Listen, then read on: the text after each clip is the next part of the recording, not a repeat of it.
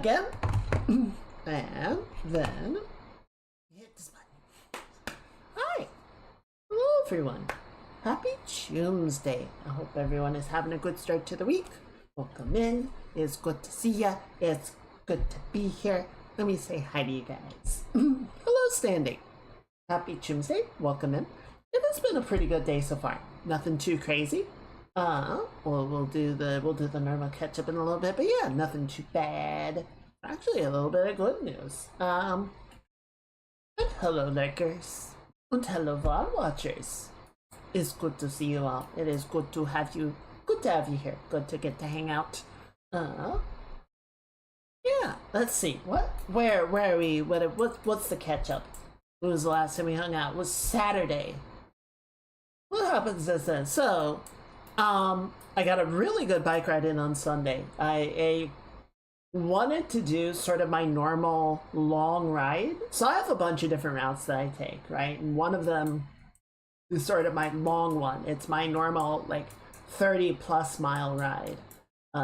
You know, the rides I've sort of been doing as winter started to wane were all like 20 to 25. So I was like, I want to do this. I want to sort of get back up to that level. And it was a little rough. I was definitely very tired by the end of it. I'm definitely sort of getting back into shape for the season.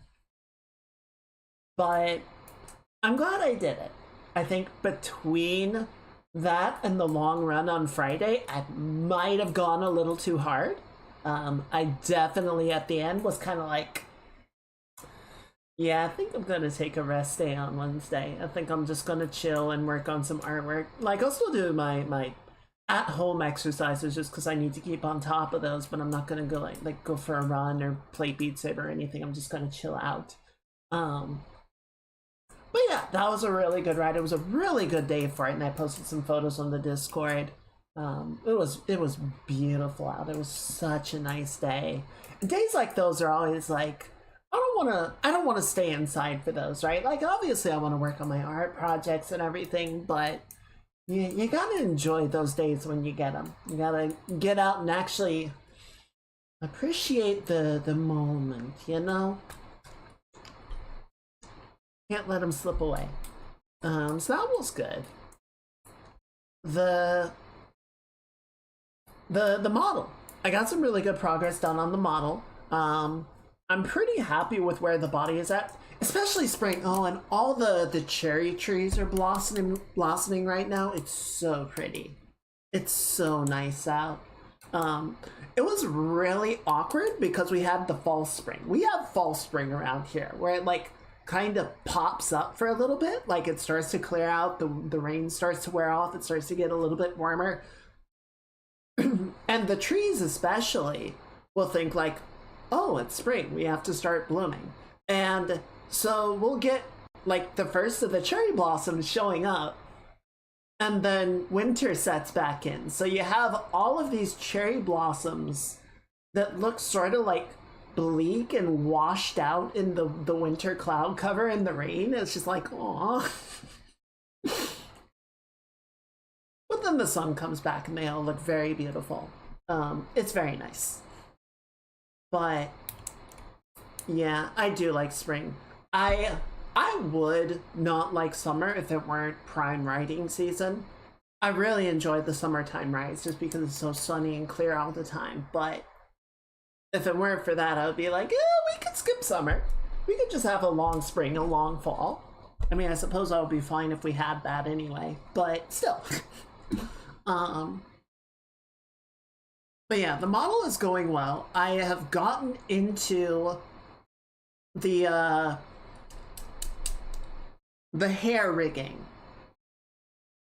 I've been sort of following Kurama, is a VTuber, VTube maker, really talented. I've been following their tutorial, and they're a wizard. I gotta say, they're a wizard. They understand this at a level that I'm just like, oh my god. So, and you know, they kind of say even in their tutorial, like, you don't necessarily need to follow this one-to-one, right? You don't need to do exactly everything that I do. You know, this is just sort of how I do it. And you can modify it, change it, take it, leave it, whatever you want. And so, I'm not doing exactly the same thing because my model is not exactly what they have set up, but I'm still looking at a lot of the stuff that they're doing, and they're so good. They're so good with the software, and I'm just kind of like, I'll do what I can. I'll do the best that I can. I'm still sort of working on like the different perspectives, the different angles of the hair. It's coming along okay. I think I've got it. I've got the basic setup in a place that I'm happy with, and so the next sort of part is going to be really refining the shapes to feel better, to feel more dimensional as I move around. So yeah, I'm gonna be honest, not super optimistic on the June deadline. I don't think we're gonna hit that. Maybe end of June, but definitely not the start of June. Considering we're almost done with March, and that would leave 2 months to finish all the rigging, modify all the outfits, make the new outfit, and then figure out if there's anything else that I want to do. Oh, there's a couple of toggleables and like state stuff that I want to do as well. So yeah, no, it's not happening. Maybe the end of the month, but it might slip into July. We'll see. We'll see. But yeah, I'll let y'all know how it's going. And sort of as we start getting closer, I might try and like finalize a date for whenever that's going to debut. But it's the same sort of thing as with this one, that this version of me, that I don't want to change it very often, right? I don't want it to be a thing of like, oh, I use this model and then I go in and I'm like, oh, I want to make all these modifications, I want to make these changes, I want to make these updates, and we end up doing this on like an annual basis or something, right?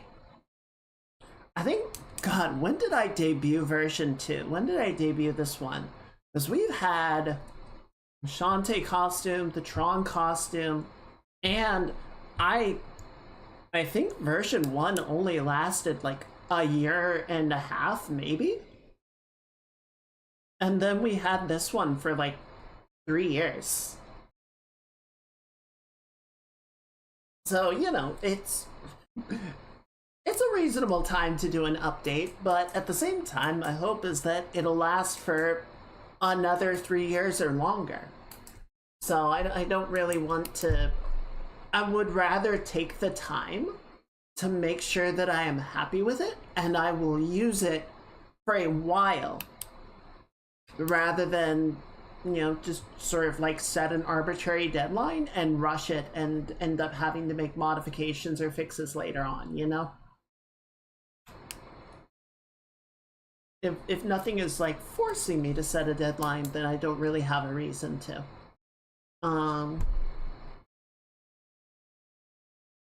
There are some VTubers like some VTubers are freaking crazy. Like Bree makes her own models, so she'll just make stuff because she feels like it. That's kind of her bread and butter, and I respect the game. But obviously I like making the costumes and everything, but I'm not going to make a new model from scratch. And Iron Mouse loves getting different models because they're kind of like different outfits for her. At least that's how I understand it for her.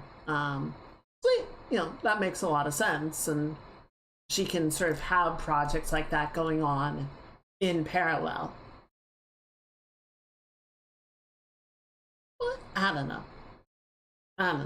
I like how it's progressing. It's just something that I'm gonna take my time on, make sure that I'm really happy with it. What else happened? So I did my first MRI yesterday. I had to go in and get a scan done just to make sure that like everything is fine, right? I've got some I'm gonna make myself sound really old. I got joint issues. I'm old and my joints are funny. So that's what I've been doing the PT for. And talking with my doctor, we both kind of feel like the progress seems to be going okay. But want to sort of make sure that there isn't anything that we're missing that could become a bigger problem in the future. So, he elected that I get an MRI, and I was like, okay.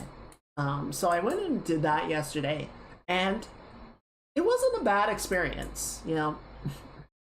I found the hardest part of the MRI I found is obviously you can't move while you're doing it. Mine was, I think, a fairly short session. I don't know how long some of them last. Mine was only 15 minutes. I feel like some can go for much longer depending on the number and the complexity of the scan. So, I'm just lying there. They gave me headphones and sort of piped in some music just so that the machine is very loud. So they gave me earplugs and they gave me headphones to put some music and just sort of make it a more pleasant experience. But I found the hard part. So in Inception, the part where they're explaining elephants, right? If you say don't think about elephants, what do you immediately start thinking about? I found it was kind of the same problem when they were like, don't move.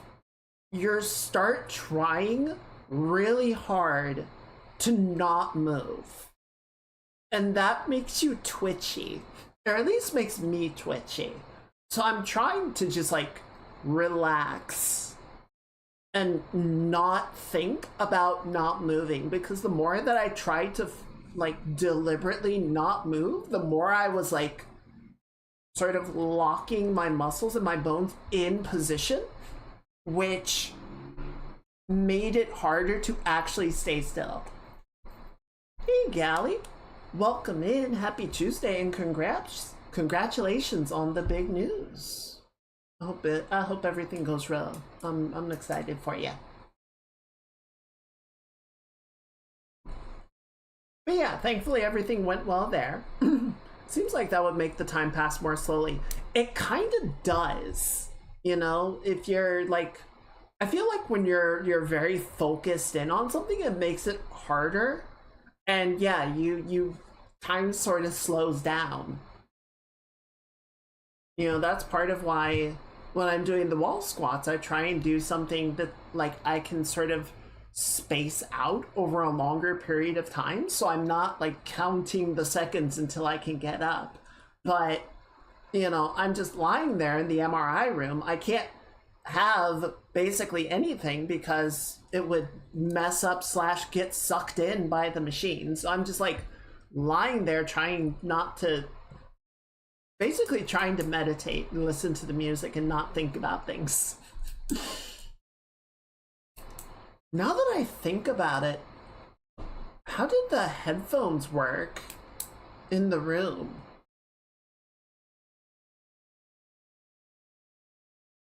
You'd think the headphones would be affected by the magnet, but I guess not. Because one of the things, I went in and they had a locker for me to put all of my stuff in.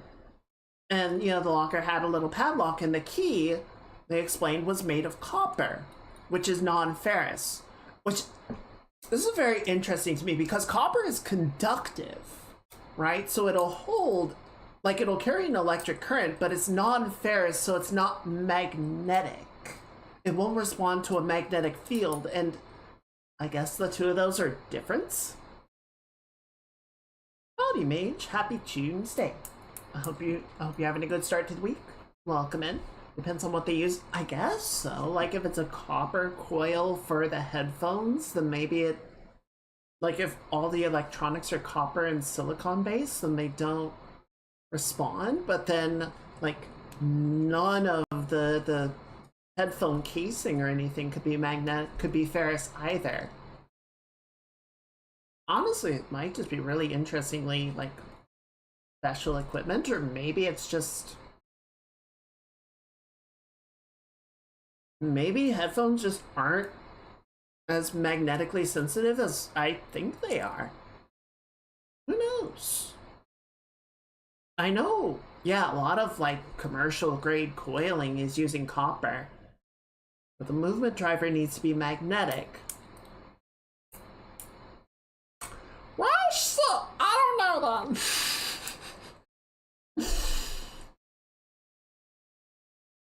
Howdy, Sonic. Welcome in. Happy Choomsday. I hope you're doing well. So yeah. Dang, I should have asked the tech about how that worked. So yeah, I had to leave all my stuff out in the locker. And then I guess the headphones were fine. They didn't get, yoinked off my head or anything, so evidently it wasn't a problem. But who knows? Who knows? It's tech wizardry, it's beyond me. So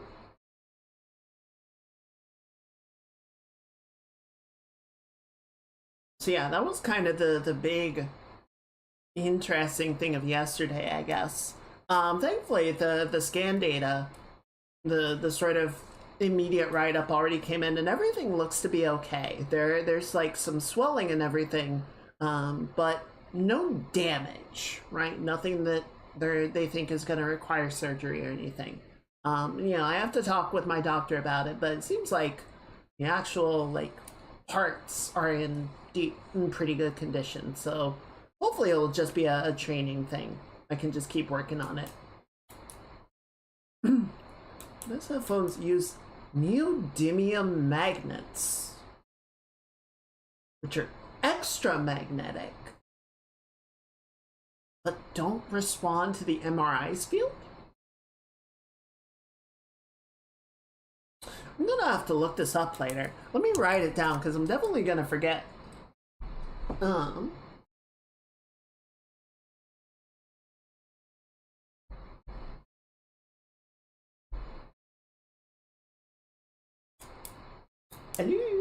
Okay, been trying to reach you about my car's extended warranty. Yeah? How extended are we talking? I did want to show you guys because so CIG have said, and I think there's a good chance of it, but it probably depends on the testing of the last release candidate, that 4.7 is going to drop tomorrow.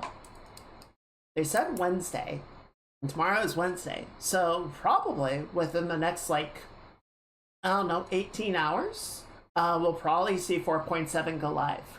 The headphones in MRI rooms use pneumatic air-driven plastic tubes. What? Pneumatic air-driven plastic tube. But what drives the tubing? Like, I can't imagine it's a little motor. Motor isn't going to be responsive enough to make audio of any decent quality.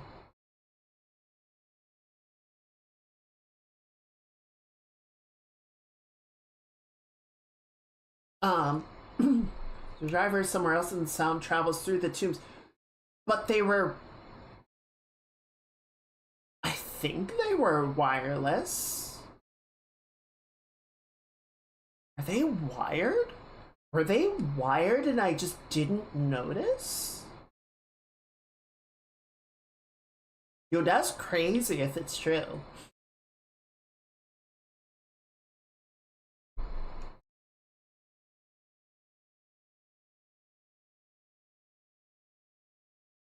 Oh, that's nuts. I swear they were wireless headphones, but I guess, huh?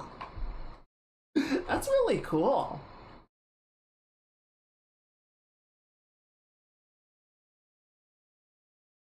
They could have been wired and I just didn't notice. Like, I use wired headphones at home.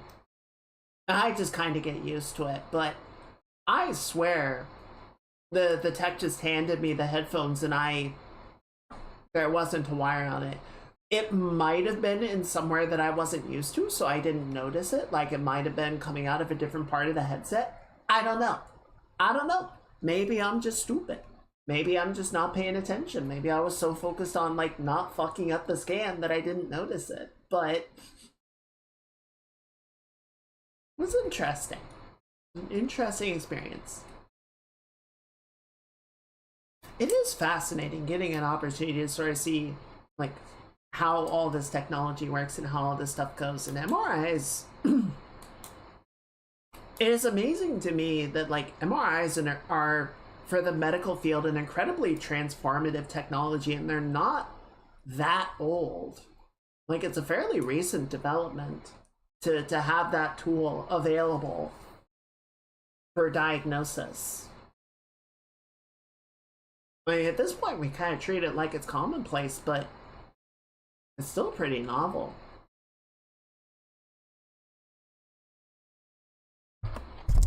Um, but yeah, I wanted to show you guys because so they haven't put out any stuff for 4.7 yet, but they did put out the trailer for the new ship. At least one new ship. So we don't know how many they're going to introduce over the course of the patch, but you know, this is kind of the first one. This is the big one, the flagship one that they've been teasing for a while, and everyone's like very excited for. Let me get you a little bit of context beforehand.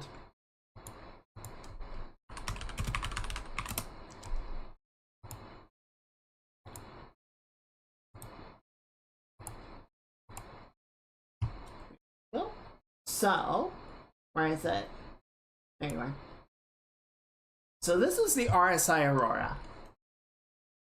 It is the only ship that I have bought with real money because it is part of the starter package. It is the only ship that I'm going to buy with real money. It's a very basic ship. It has a little bit of cargo capacity. It has a few guns on it.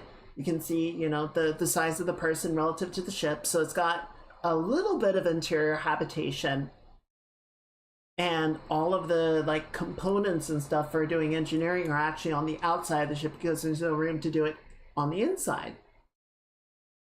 But you know, it's a fun little runabout, sort of both in real life and in lore. It's one of the most commonly sold ships just because most people don't need a big fancy ass ship with a bazillion guns on it. They just need something to get them around.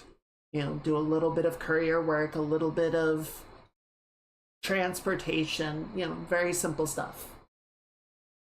The Aurora, both in game and in real life, is old, right? This was one of the original ships that they developed for the game, which puts it at around 13 years old. So it recently got an update so that it is ready for engineering. You know, it has all the components and everything, but they're also saying that they were going to do a complete overhaul of the ship, right?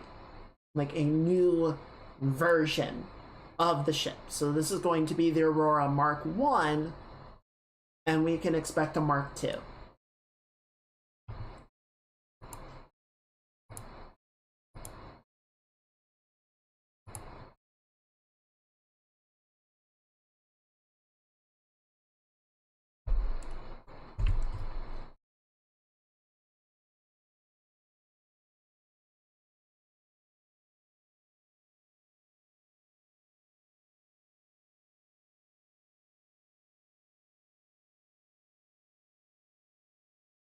What is that ship?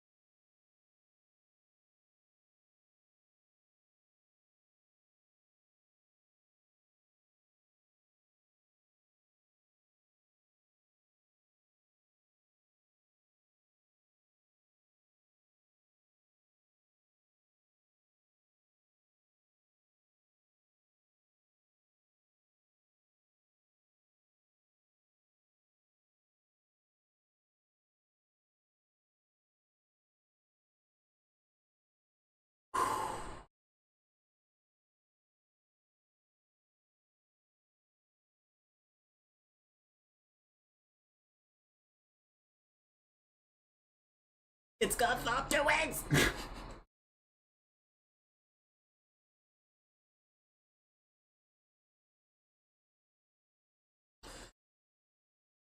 I kind of want one.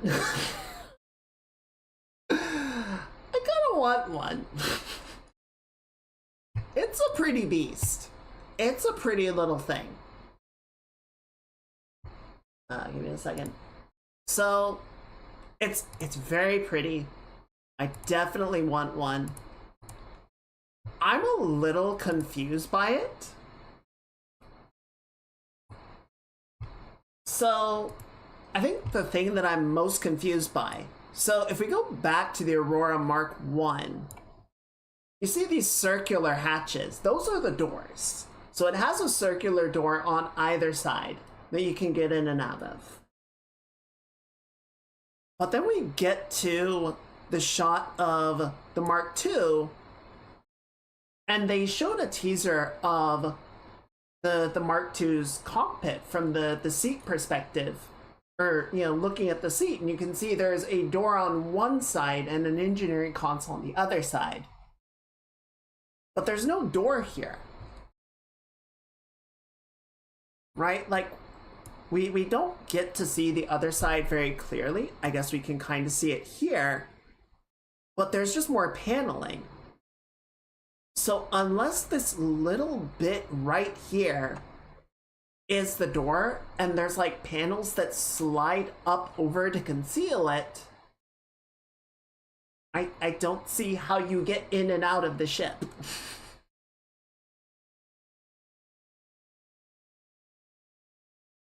So that part's a little bit weird to me. One thing that they were showing off in a sneak peek is this whole section. So you see how there's this sort of like U-shaped panel right here? So basically everything below and inside of that is a module. You can basically take like the entire rear section of the ship off and replace it with a different module to give it different functionality. So, you know, they haven't said what the modules will be, but we can imagine that there will be one with better cargo capacity, maybe one with an additional hard point for more combat capability. Maybe there'll be one with additional scanning so that you can use it as a pathfinder or a recon vessel. So it's a sick looking ship. I do really like the design. I was not super jazzed on the idea of them giving it the S-foils, because the Scorpius, which is another RSI ship, does the same thing. And it looks cool. I like the design of the Scorpius, but it's also kind of inconvenient in a lot of instances. So I wasn't too big on the idea, but it does look really cool. And I think it's less obtrusive than the Scorpius, right? It's more level. So it doesn't feel like it's gonna sort of get in the way or substantially increase the volume of the Aurora the same way that the Scorpius suffers from. I really like it.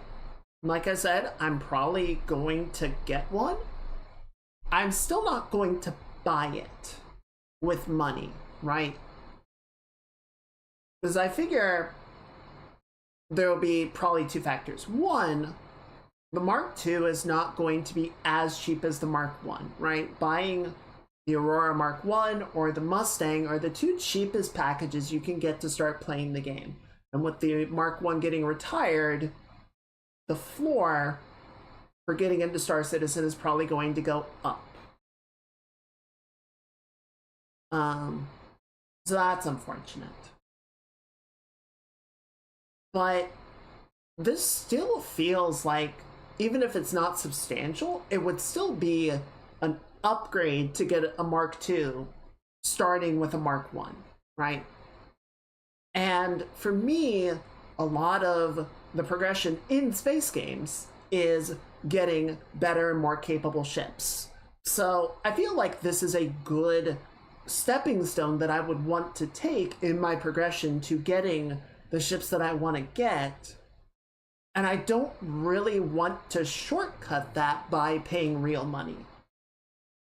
You know, I'm not faulting anybody that does spend money on ships to get them and have access to them and enjoy them. But for me, I would rather earn them in game. I would rather have that sense of pride and accomplishment from, you know, actually getting the ship, the sort of internal or what's the word? Intrinsic? Maybe intrinsic way. So yeah, I really love it. Also, really good wallpaper. That's a really good wallpaper right there. I hope they put out a high quality version sometime. RSI has a really cool design profile. I really like what they've sort of settled on with their look and feel. Because a lot of the ship manufacturers have, you know, been in the game for a while, and they've sort of gotten to a point where they really have a good grasp of like what each manufacturer looks like, and now they have, you know, modular kits and everything for like, okay, well, you know, for making an Aegis ship, the hallways, the greebling, the beveling should look this way, whereas an RSI ship should look this way. So I think they've hit a really good spot with RSI's look. The sort of geometric designs, the geometric boxiness, it hits right. It looks good. So I'm excited for that. I'm excited to. I'm not going to be able to get the Mark II for a while because they do that sort of early access period where the only way you can get it is to buy it in the store. But I am really excited for 4.7 to drop. I really hope everything goes according to plan and it releases tomorrow. I will still do the streams. I'm not going to disappear entirely, but that is going to be a lot of my free time in the upcoming week or two, is sort of playing through 4.7 and seeing the new stuff and sort of going back through some of the old stuff and, you know, sort of trying it with the new quality of life features, the new inventory and whatnot.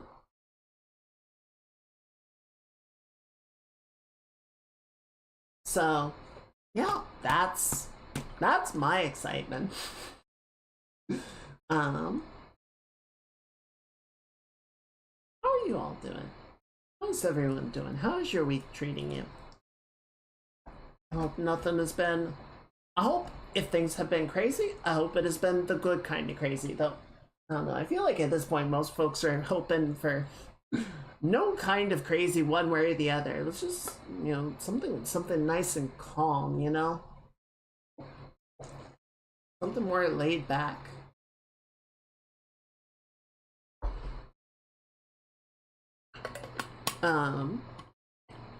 I did have another drawing idea. So now we've got a nice little backlog, right? Now we got a nice couple of things that we can chew through for a bit. We will have no shortage of things to make here on the stream. Well, I say that we're still knocking these out like 1 or 2 weeks per drawing, so like at best we have a month. Trying to think what I'm gonna have to be. Oh shoot, we have the Star Wars drawing to do as well. Yeah, we'll be fine. We'll be good. We'll be all good. Speaking of which, should we go ahead? Should we jump over and get started? Should we get drawn? See if we can't finish this up tonight? Why don't we jump on over to clip? Art time. Art time is a good time. I enjoy art time.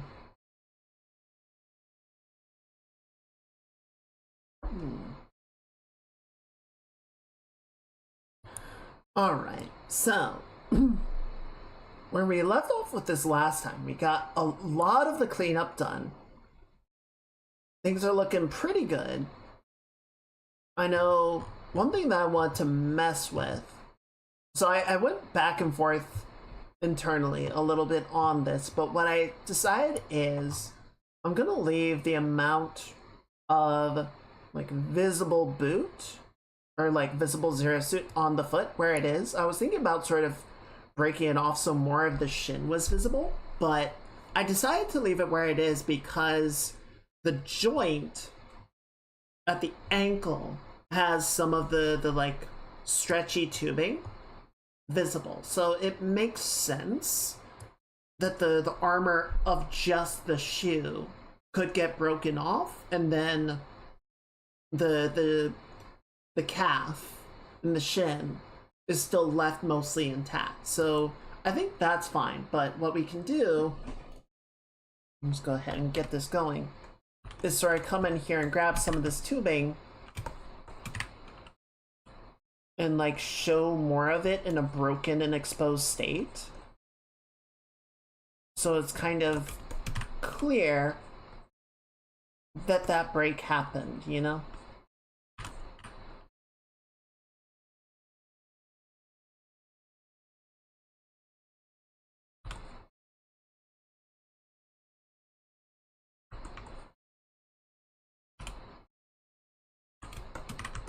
You can sort of have like some damaged metal in here.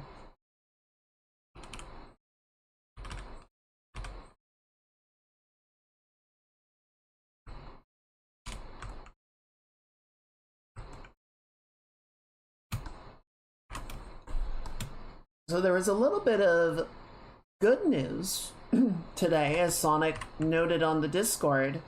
Apparently, OpenAI has announced that they will be shutting down Sora. And that whole deal with Disney has been canceled, I guess. It is kaput.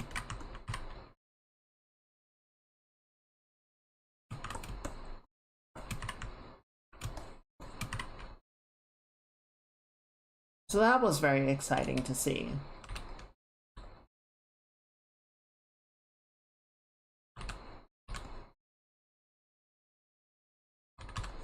Now it is unclear because no one has like released a further statement, or they've, you know, declined to release more information beyond sort of the initial announcement that they were doing it, right? But it would not surprise me if Disney kind of looked at the shit that they were stepping into and went, no.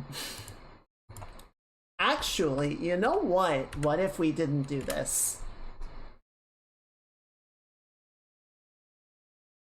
You know, as I was sort of saying on Discord, it's not clear at this point what is causal to what, right? Did Disney decide to pull out of the deal and, you know, losing the $1 billion funding, OpenAI decided to close down Sora? Did they already decide to close it down because it wasn't turning a profit the way that they hoped, and then Disney was like, okay, well, we're out since there's nothing to do a deal with anymore? We don't know.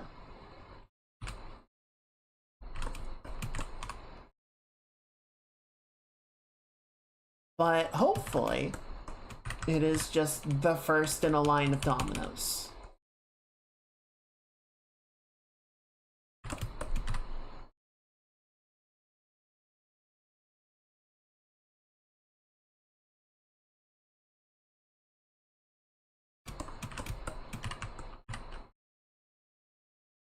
It was very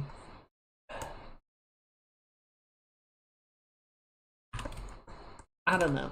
Obviously, I am sort of operating within my own bubble, my own echo chamber of people that are generally pretty like-minded in terms of the application and cost of AI. So, you know, definitely not a comprehensive viewpoint or anything, but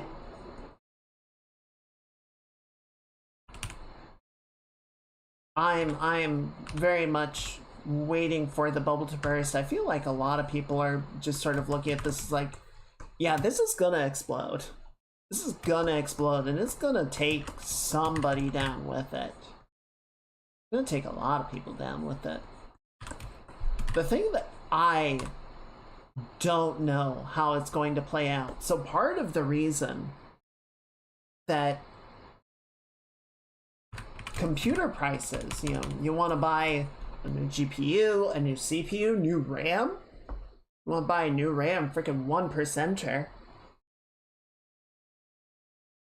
But part of the reason that they're so expensive is, there is a limited number of manufacturers with the machinery, the logistics to make the chips that go into the RAM and the GPU and whatever else. Right? And so, the powers that be, I guess we'll call them,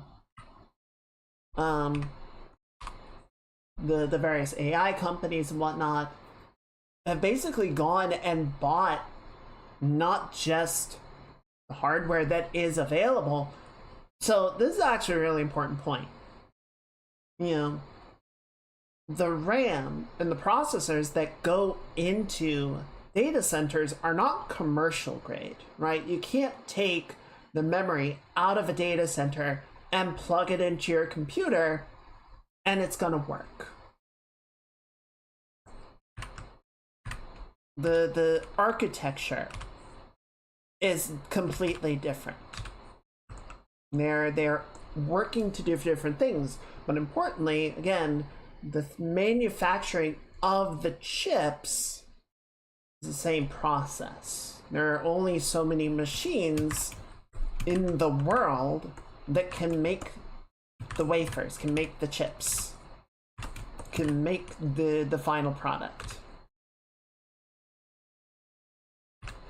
So essentially what has happened is that the companies have gone and bought what stock they can and then pre-ordered, right? They have bought time on the machines to make the hardware for their purposes, which means the production of commercial grade stuff is choked out because there's no room on the schedule to make more DDR4 and DDR5 RAM for the rest of us.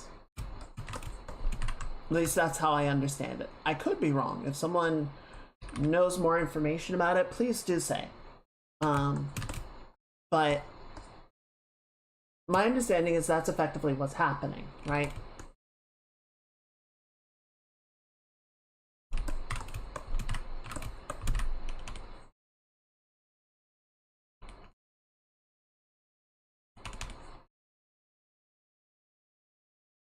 Now, what's very interesting / potentially concerning to me is supposing that the bubble does burst, right? Supposing that the AI gets exposed as the useless bullshit that it is, and everyone realizes the emperor has no clothes and there's no money in this. That house of cards is going to fall apart very quickly. And I wonder what is going to happen to all of the companies that have put in orders for I don't know how many millions of dollars in hardware for a product that they don't want to follow up on because the market dies. But the people manufacturing the hardware for them go, yeah, but you signed this contract. You are on the hook for this money now. Like, have they already forked over the money with the expectation that they'll get the hardware?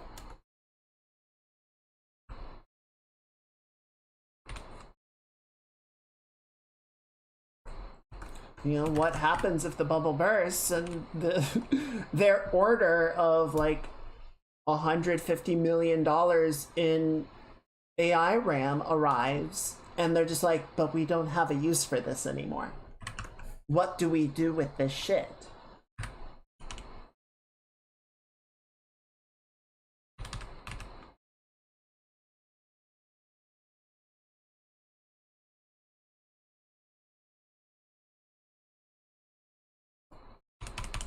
Unfortunately, to some degree, I don't think AI is like ever going to completely go away, right? I think it does have real world applications in particular use cases.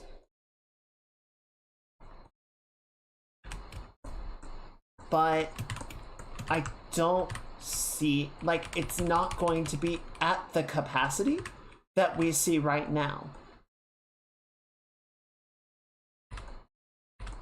So they're not going to have need of more hardware than they currently do.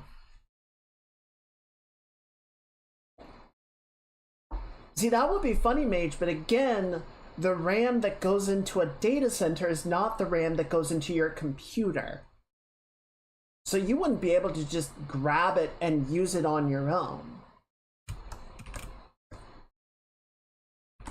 Like, they need a specific configuration, a specific architecture that is effectively not commercial grade.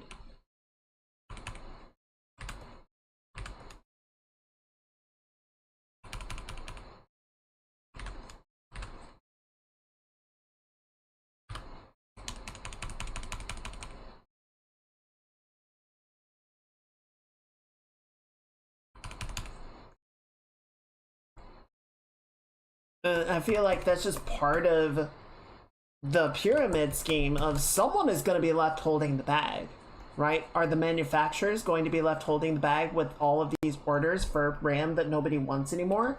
Are the people that place the orders going to be holding, having already paid the money for it and there's nowhere or no application for it? And then there's the rest of us going, I mean, we would have bought more hardware if you had fucking made it for us, but you didn't, so fuck you. Crucial. Honestly, that's one of the feelings that I have is if Crucial, because Crucial bowed out, right? They said, we're not interested in making consumer grade hardware anymore. We are just going to make enterprise software. We're going to make shit for AI because that's where the big money is.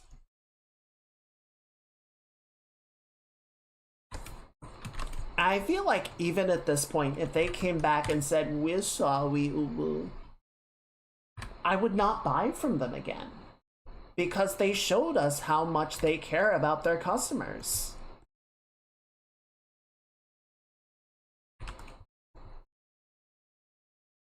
That bridge is burned, brother.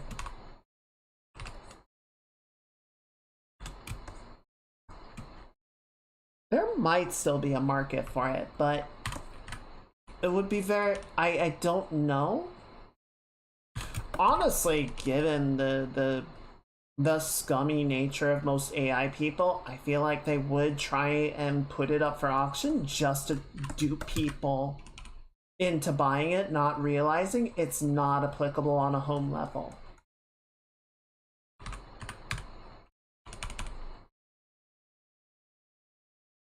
But, if you see 64 gigs of RAM for 50 bucks or a $50 auction, yeah, it sounds really tempting to buy it. Just remember that it probably, like, it's not going to slot into your PC.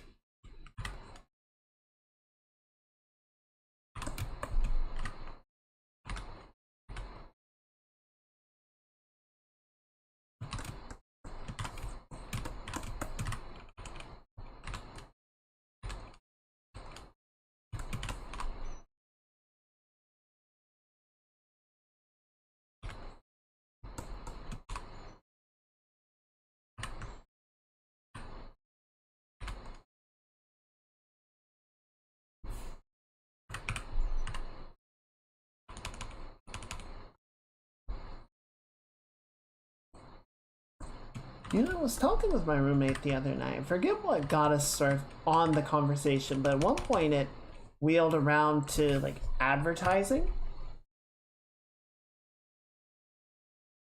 I feel like commercials try too hard.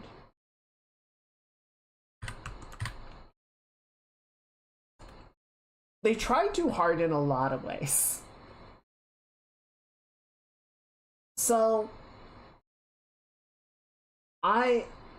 the one of the things I pointed out to my roommate one of the most successful, like, ads, I guess you could say. Um, what is it? What's like not a pitcher, but like a large container for liquids? It's like a carafe. What is it? What's the word? It's like carafe or something. Yeah, carafe. How do you pronounce that? A carafe.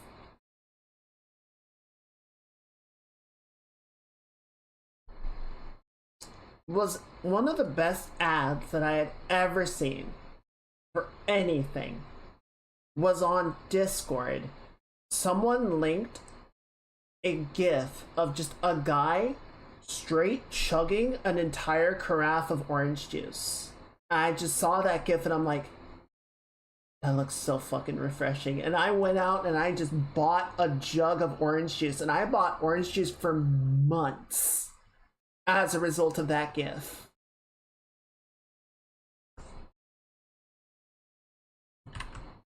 Like, that was it. That was all I needed. I was like, that looks good. I want that. And so I went and I bought juice.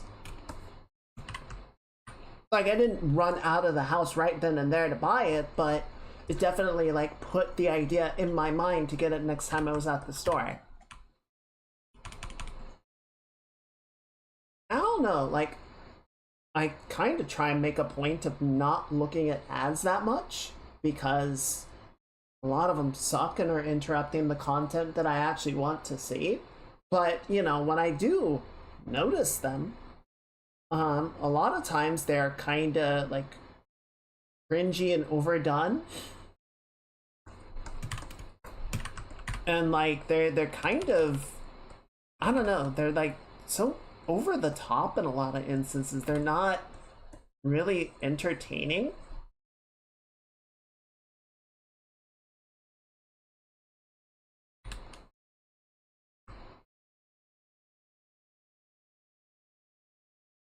Like they're trying too hard to be loud and attention grabbing and exciting and get you like worked up over whatever it is they're trying to sell. It's like, I don't know, it just becomes so noisy to me that I it makes me actively less interested in the product. That it feels like they are screaming about it at me. It's like you are being too loud.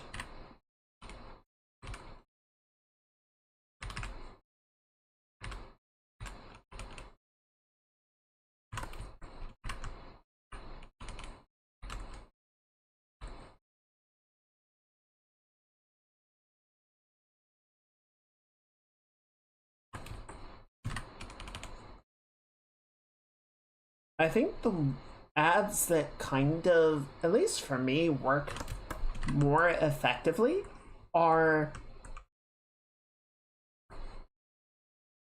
I guess I would call them mysteries, right?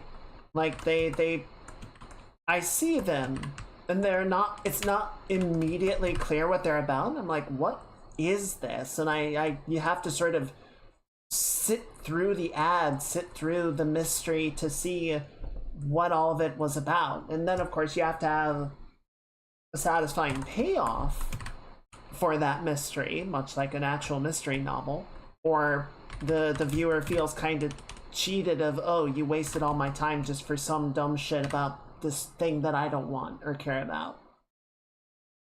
But if you can actually get, you know, that attention fixation and then make a satisfying payoff, you know, that creates a positive association where the person's like, oh, that was fun.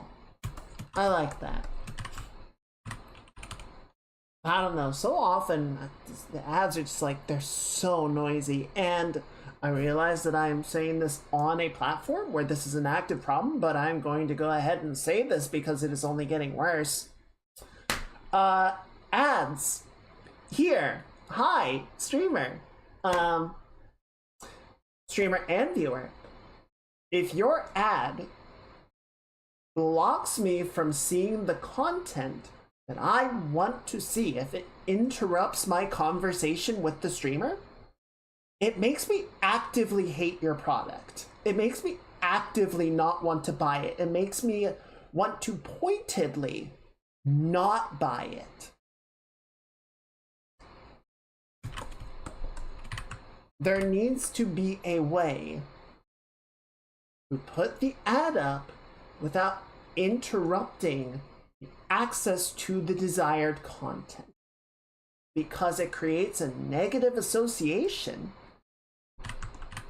when I don't get to have the view that I want. And it's one thing if you're, say, watching Netflix, or I can't believe I'm even like throwing this out here, watching normal ass television. I don't know, maybe you're watching the game, right? And it goes to a commercial break, right? Or maybe you're going through YouTube videos and it plays an ad before it starts the video.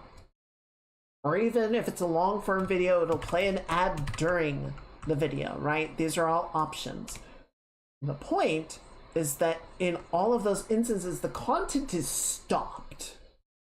The content is paused while the ad is playing. You don't miss anything. Whereas with a live stream, the content continues on. You are actively missing the thing that you want to engage with so that you can be pelted with another car commercial. I don't want your stupid fucking car. I want to watch my streamer.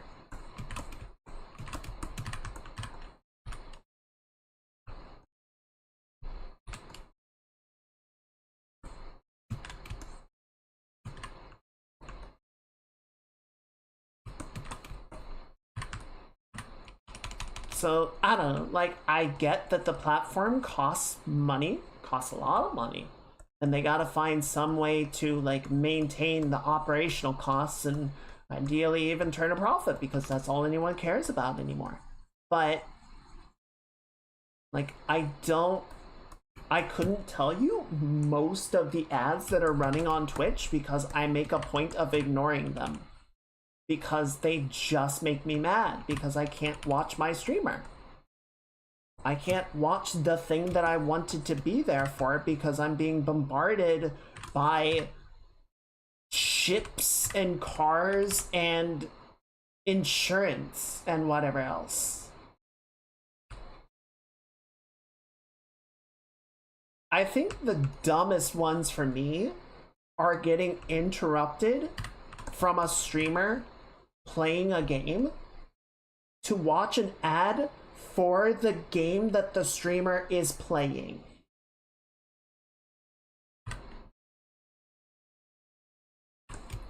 You know what would be a way better ad for the game? To just let the streamer play it so I can see what's actually there.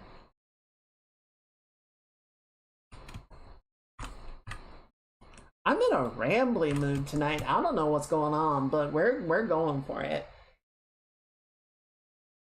The only ads I like are the banner ones that slightly shrink the screen and have it across the bottom and the right.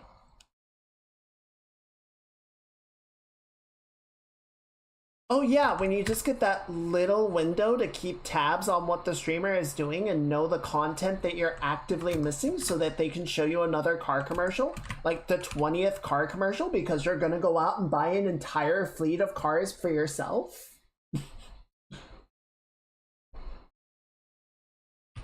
Yeah, great plan, great model.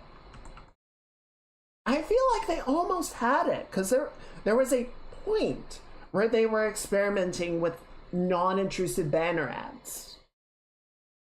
And I feel like the response to that was, this is good, we like this. And then they stopped it. I don't know if it just like wasn't making the money that they wanted to see or what, but like they had a mode that people seemed to enjoy, and then they didn't go with it.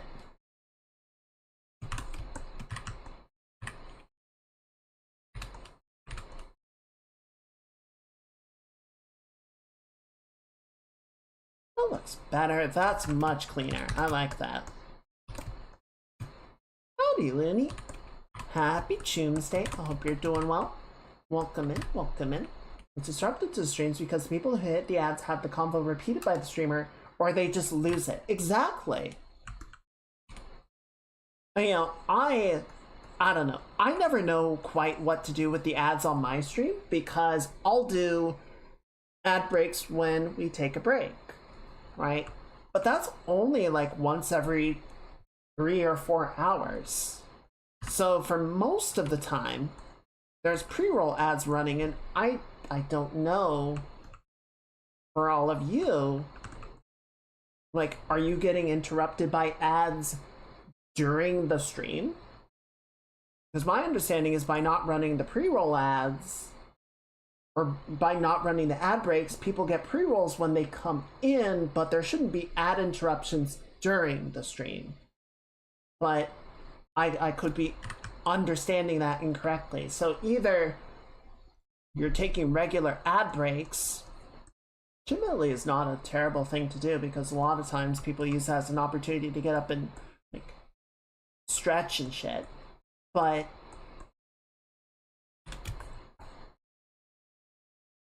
it becomes, as you say, it's like it's disruptive to conversations. You know, I hate it when I like have music on, you know, the streamers like playing music that I want to listen to, or we are actively discussing something that I care about, and then, oh, they're gone. I guess I'll catch up with you in 3 minutes and first see where the conversation is at. And, you know, my opinion is always whenever people, like, I can understand someone saying, you know, if you're actively in a conversation with the streamer saying, hey, I've been ad braked, right? Just to let the streamer know you can't hear anything that they're saying. You know, on sort of broader level, my mindset on that is generally the streamer can't really do that much about the ads. So if you're complaining about it, we get it, but we're stuck with it too. So please don't.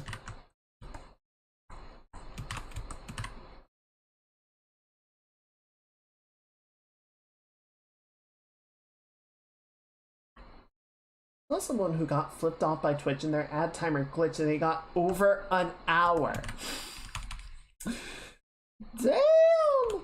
That's rough. That's terrible. Basically just in ad hell.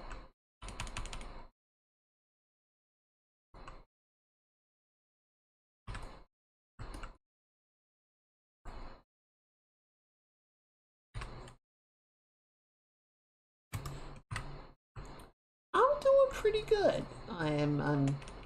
I got some chicken for dinner earlier.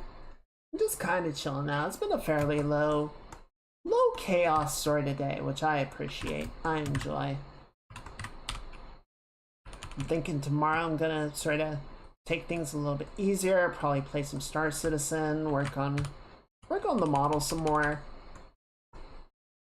So yeah, not a bad day. How are you doing, Looney?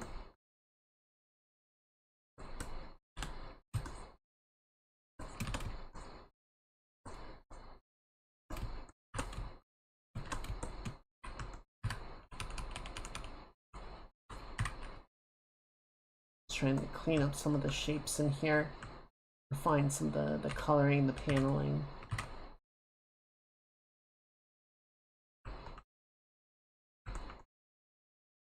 There we go. Glad to hear it. Glad you're having a good week so far.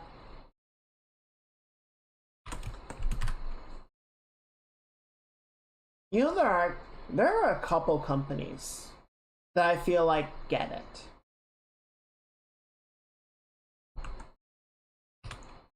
Not in terms of like how they make their ads or anything, but like I want you to think about this. I want you to dig for a second.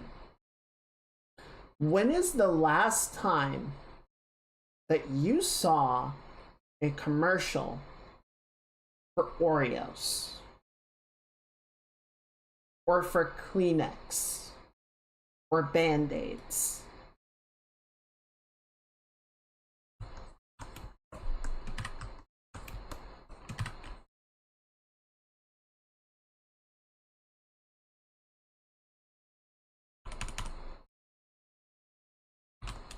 Now, there's a fair amount of commercials for like different toilet papers, right?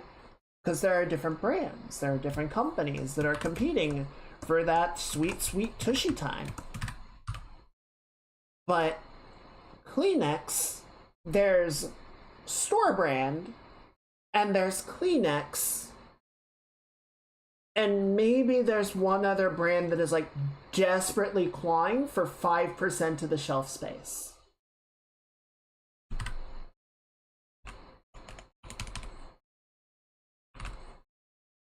Oreos don't need commercials. Their banner ad is every grocery store in the country.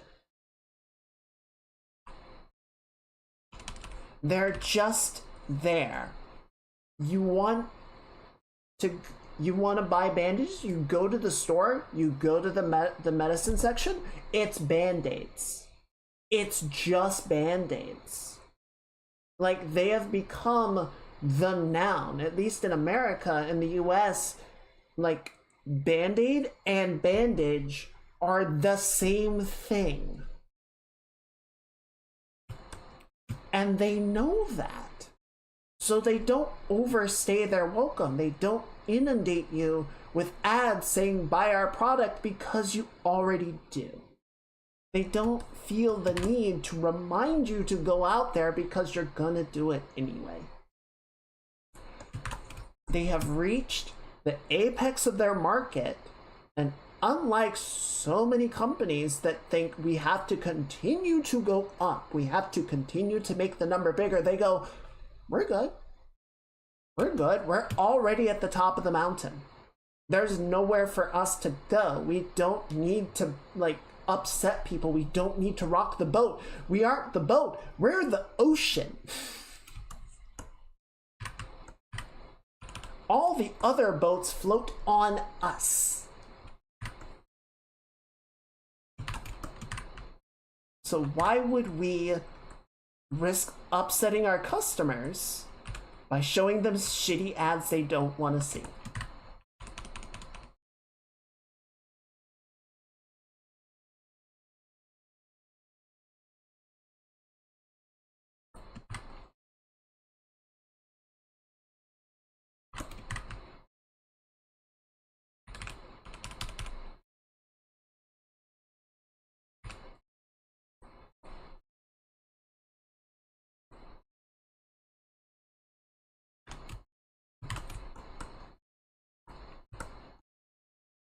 It's wild to me. It's wild. People just, I don't know. There is a constant obsession with more. The number must go up. The bar must go up. The line must go up.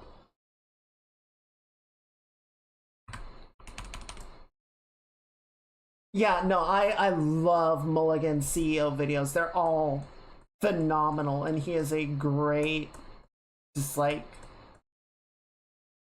I love his energy. Marketing team is just like, we put a lot of work into these concepts. Don't. We already won.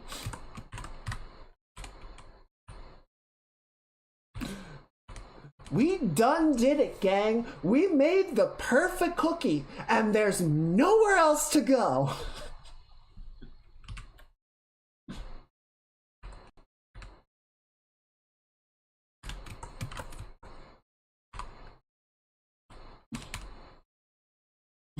Burger race.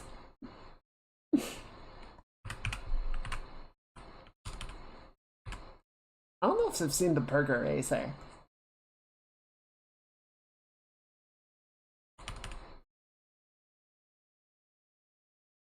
I'll have to look for that later.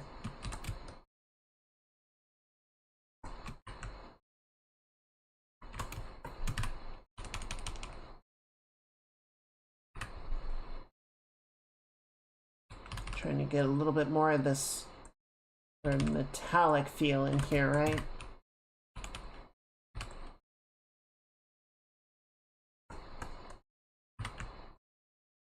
Some more scratches and grunge going as well.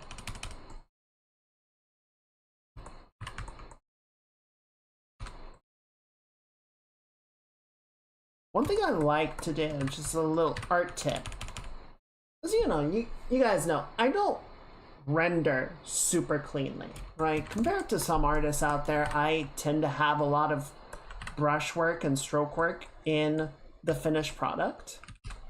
But,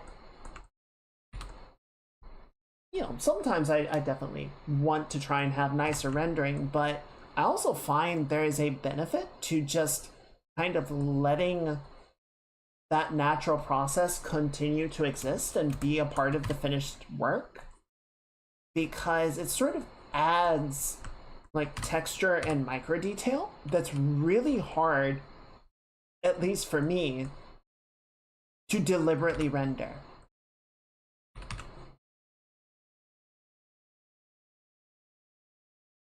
Having the brushwork along the rib cage here, sort of following the curve of that, helps to sort of define the volume, give a sense of like texture to the surface, some micro scratching, some breakup. That's just like, it adds more to it than I would be able to sort of completely define deliberately.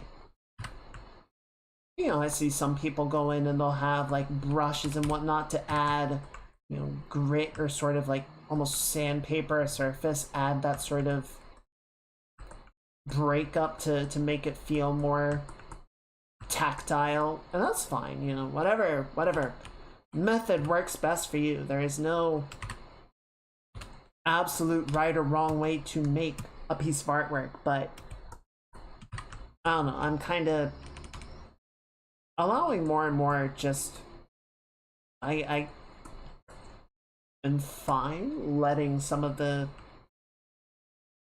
that gritty, grungy process stick around and inform more of the drawing.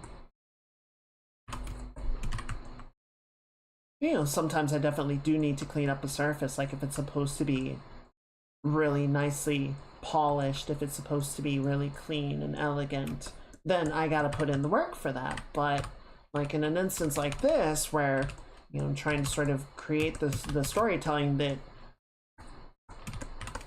this is a life or death battle, then no, we should have a lot of scuff in it.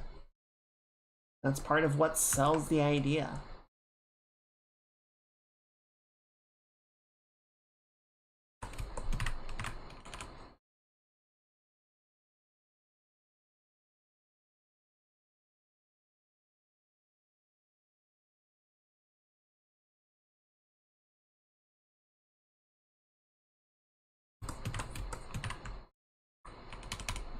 You gotta stop eating Tide Pods.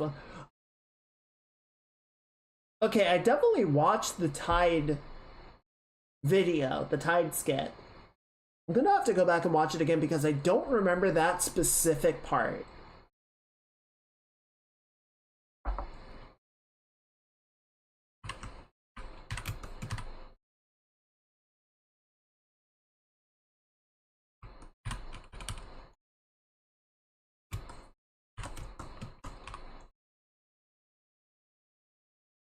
It's the last one. Okay, I'll have to go find it. So I don't remember that particular bit.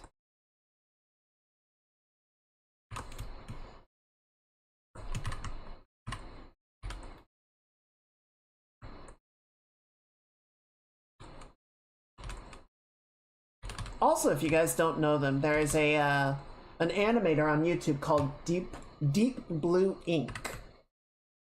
Does a lot of little animated shorts of like a lot of Brendan's videos, but stuff that he's on, stuff that he's associated with, and it's not exclusively him, but he also does like Drawfee videos, does a lot of stuff with Drawfee, to the point that they're kind of like almost partnered.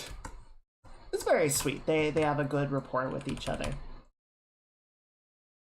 That's a lot of views.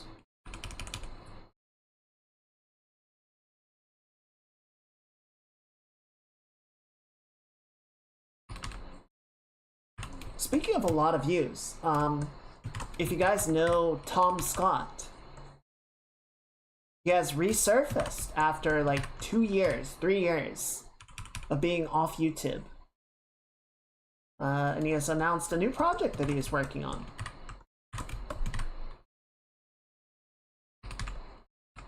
So that was kind of exciting. I like Tom Scott's videos. I started watching him back in grad school. It was just, I don't know. He always had a fun sort of like, I want to put it. His whole sort of thing was just like going around the world and finding fascinating stuff.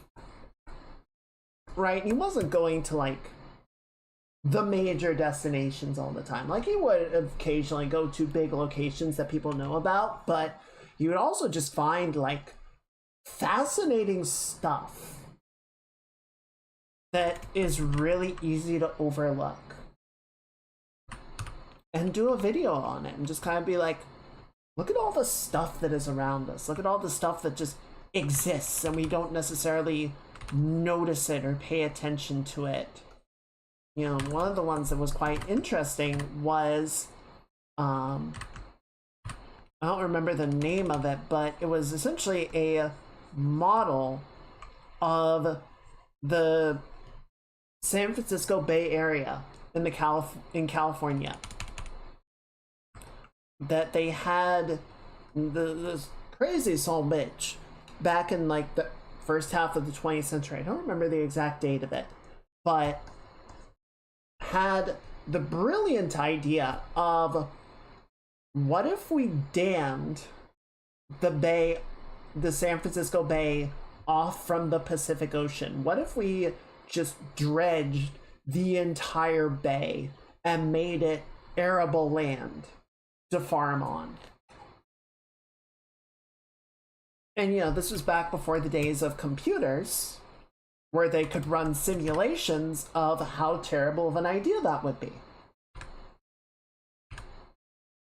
And so they built a scale model of the entire bay with all of its inlets and levees and various other features.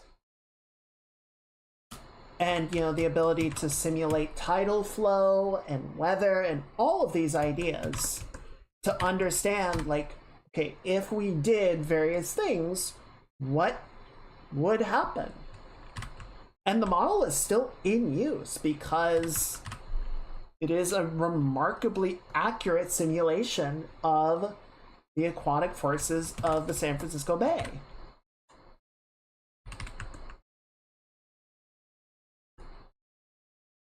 You know, this is the same sort of idea behind the old-fashioned war games of like, we're gonna have these big maps, aquatic or terrestrial, and we're just going to put simulations of miniatures, you know, miniatures representing our various forces, and we're gonna play this out, right? We're going to run a simulation on a physical map to get some sense of what's gonna happen if we do this or that.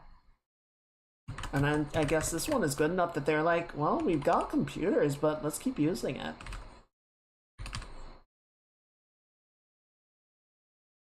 Because in some ways, this is just better.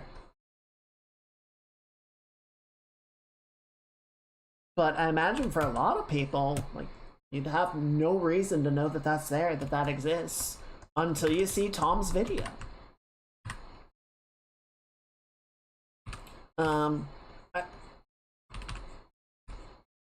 Not a knock against him, but he definitely ran into a lot of trouble. Like, not trouble, but difficulty, better word. A lot of difficulty during the lockdown back in 2020, because, you know, his whole thing is travel around and see cool shit, and traveling was kind of one of those things that you, like, really couldn't do. So, you know, during that period, it was very much more sort of limited and focused on stuff in the UK and stuff they didn't necessarily need to like be as on site to be able to investigate and tell the story of. I think sort of over time that became a bit more of the focus of the channel. And that seems to be what his new project is, you know, as he put it, he went to every... God, it's a British term. It's like every province? District, I guess, in England. And did a video there. Exploring something about the province, about the region, district, whatever the right word is. Some extremely British term. Shit, I haven't done the hand at all. Fuck. Thick, I forgot.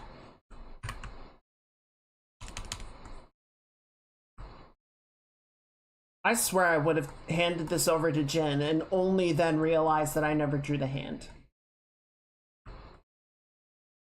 Oh no, I think it'll be a fun project. I'll be interested to sort of see what he does with it. It's good to hear from Tom, you know? It's nice to hear that he's doing well. And I feel like, especially with content creators, with anybody really, but you know, content creators, it's so easy to get burned out and kind of walk away and then never show your face again. It's always kind of nice to hear from them and know that they're doing all right. Speaking of which, there's a webcomic that I read. I'll say in the past tense because the last update was in 2023. You know, I used to follow the artist back on Tumblr, and then Tumblr imploded, and they had sort of like started the premise of the webcomic. Back then it was just kind of a bunch of one-offs of like, oh, here are the characters, they're so cute, you know, scientist in love with this alien creature. And then they actually sort of spun it out into a full webcomic, and they were working on it for a while, and then real life decided to be the biggest of bastards to them. And they basically went on hiatus. You know, they posted occasionally and then kind of completely went dark almost 3 years ago to the day. And then today they updated. they posted the first comic page in 3 years, and everyone was just like, holy shit, you're alive.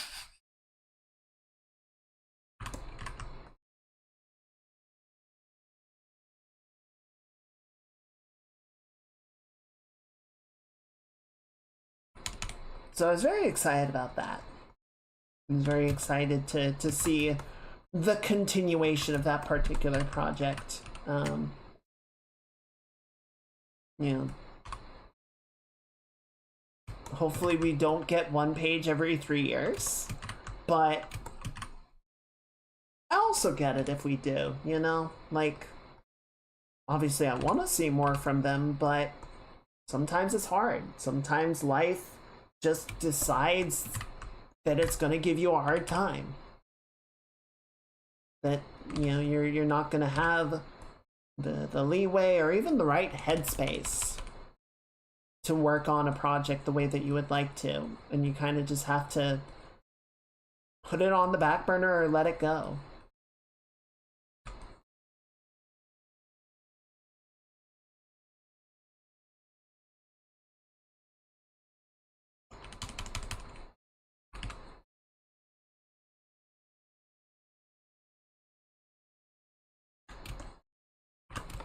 You know, with Pages, the game that I'm working on, obviously there's a lot of practical reasons that I wanted to do it.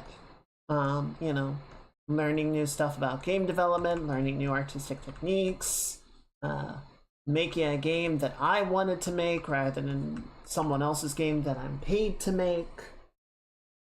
You know, maybe, ambitiously, actually release a game to market that I can make money off of. Not likely, but you know, sales are sales.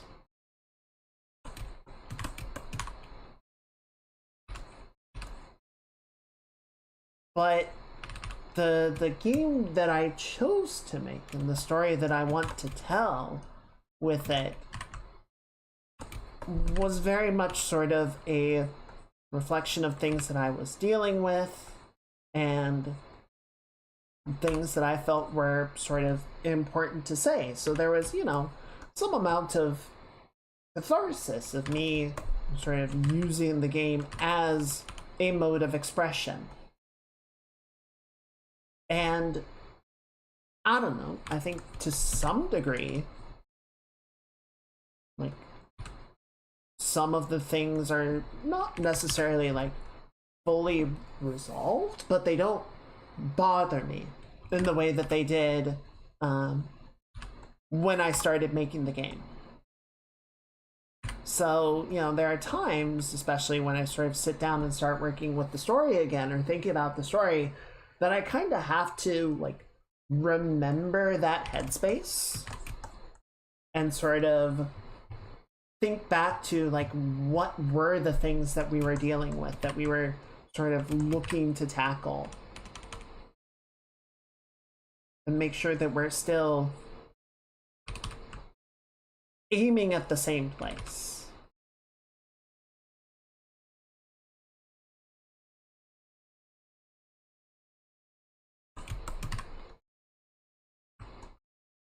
See, I've been working on the game for on and off for nigh on 8 years. And a lot can change in that time frame.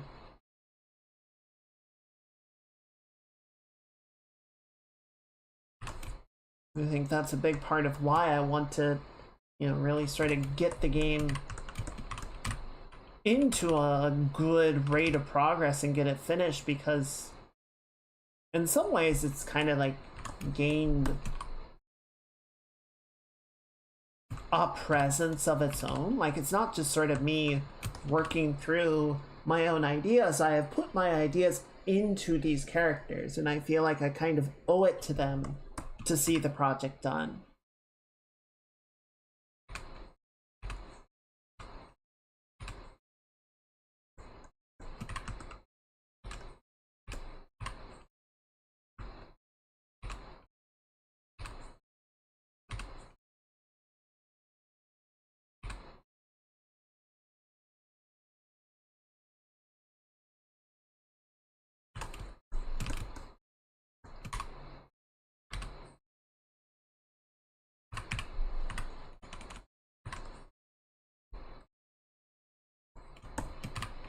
On Friday, I was having lunch with some coworkers, and at one point the conversation kind of got around to indie development,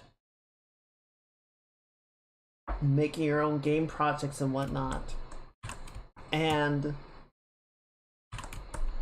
you know, I was mostly just kind of listening in, and some of the other people at the table were much more extroverted, shall we say, and we're kind of leading the conversation. I was just sort of, I don't know, I was content to follow along and sort of nod and contribute occasionally.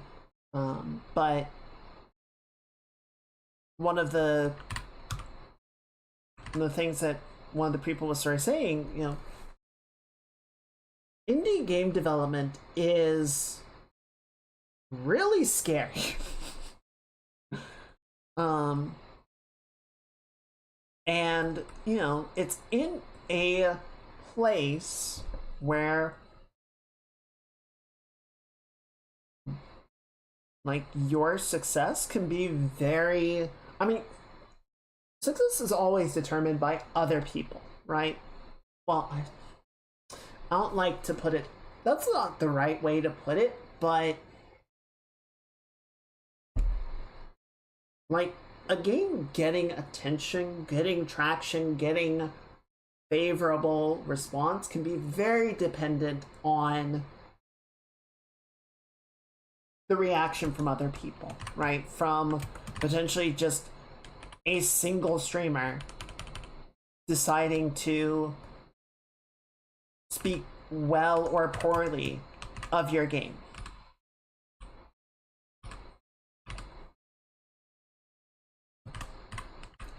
And we all know how the internet can be, right?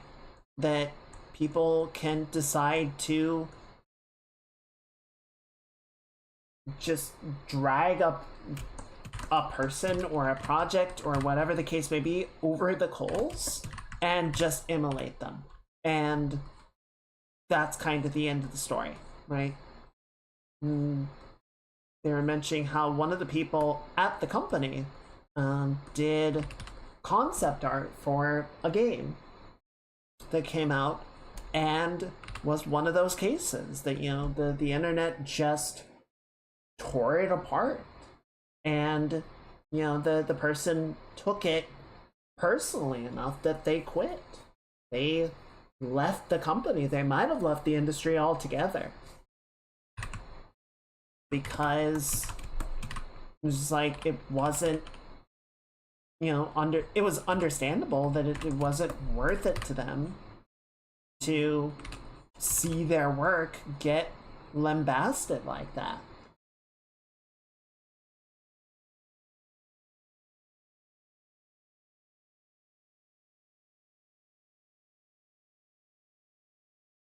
You know, I'm not gonna name names or point specifics, but I'm sure you guys can sort of put it together what projects might have been involved.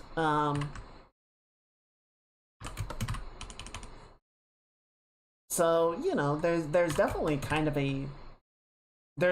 a scary aspect of putting that much of yourself into a project and putting it out on the internet, knowing that if people even do pay attention to it, they might decide that you are the punching bag of the week.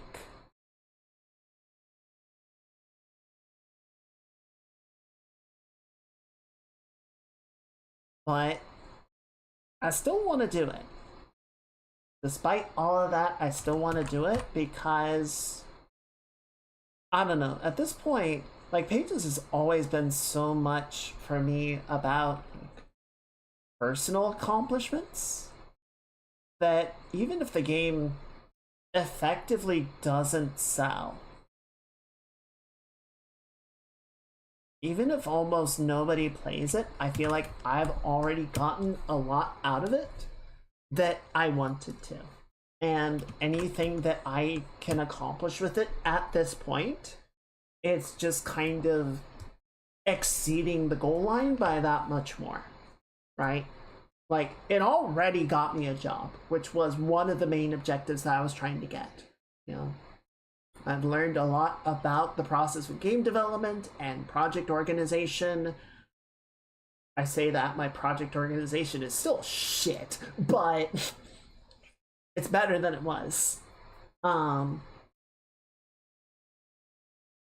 know, dabbled in lighting and visual effects. We're getting into proper rigging and animation now and learning how to do that. And I was kind of thinking about, well, you know, if I know how to do animating in Unreal, if I can have a rigged model and actually sort of move it around and tell it to do things, what other sorts of projects can I potentially do? You know, can I do some of the stuff like what E.C. Henry does, you know, having, I almost called them miniatures, but like spaceship models or character models, and sort of setting up little animation scenes. Can I make some of the little like animated music videos that I've had in my head for years, but I've never had the capability, the know-how to actually do anything with them? Maybe.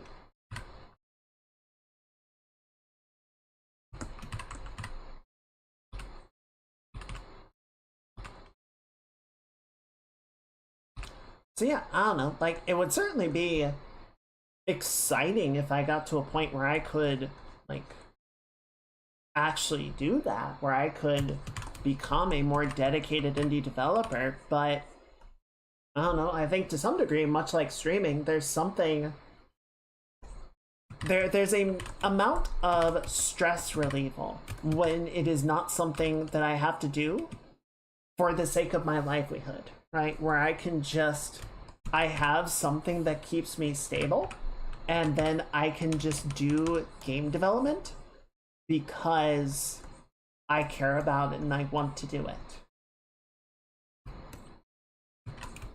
Right? And if I sell like 5 copies of the game and I make like $100 or something, it's like, okay, well, that's food money.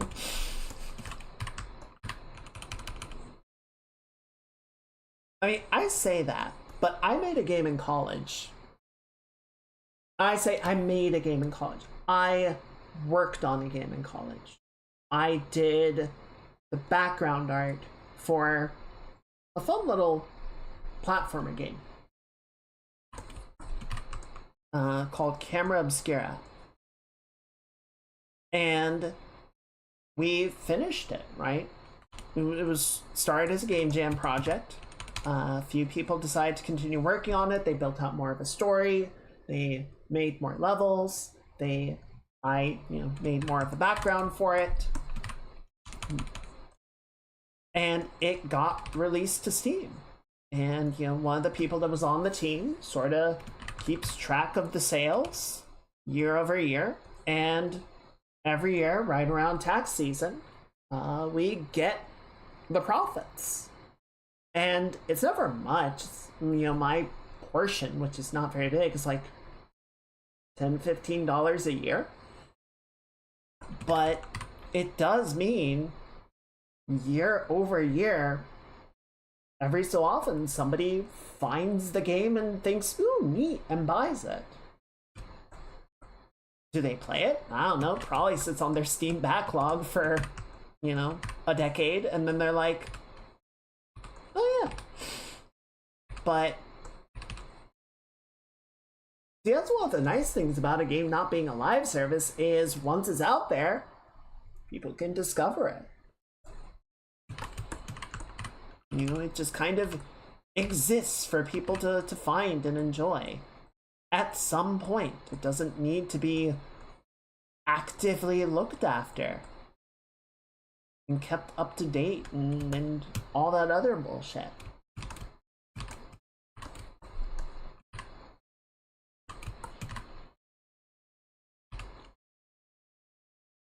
I don't know. Maybe if I can actually make a halfway decent game, maybe it will sell worth something. Might take a while, but it might get to a point where people actually go, not so bad. Not so bad, this one game. It just needed some tender, loving care. Or some shit, I don't know. I don't know, what am I saying?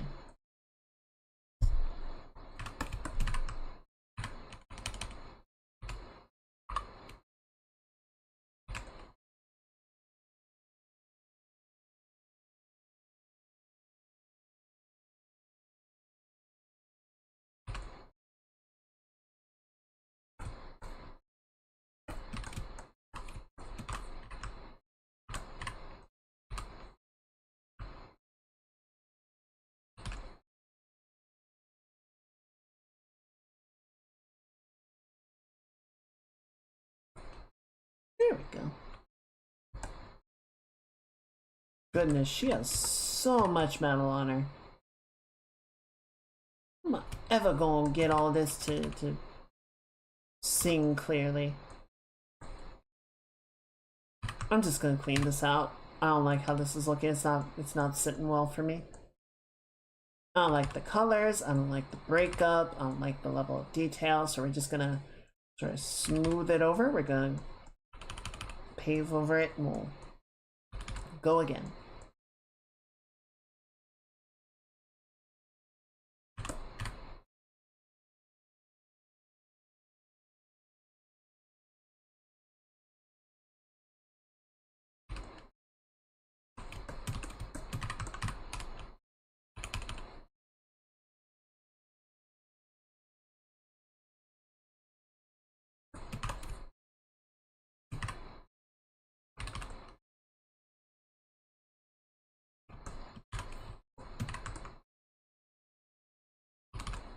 You know, the other day we were sort of talking about games and the not oversaturation of them, but you know, one of the comments that was made was games taking too long or demanding too much of your time. And you know, I was watching Jin play Resident Evil 9, which was very fortuitous because I think the night before she started playing it, I was saying that I was hoping to find somebody stream it because I didn't want to play the game myself, but I was, you know, curious enough about the story and everything that I wanted to watch somebody play it. So that worked out super well.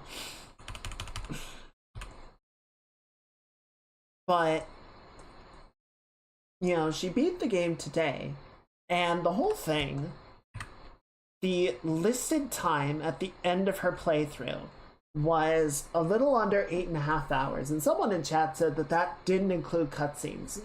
There were a good number of cutscenes in there, right? There was a lot of storytelling. So, you know, if you count that, it was probably closer to like 10, maybe 11. I think it took her like 3 streams to beat, so yeah, let's call it 10, I guess.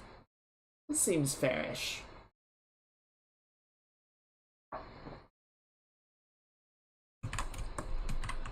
And I feel like if the game had taken longer than that, like a lot longer, I feel like it risked overstaying its welcome. Right, I think where they landed with the length of the game was a pretty comfortable, long enough to tell an interesting story, but not so long that it becomes tedious or sort of drags its feet on ideas that don't support the greater sort of narrative. Right? I liked where they landed with it in terms of length. I think it was a comfortable length.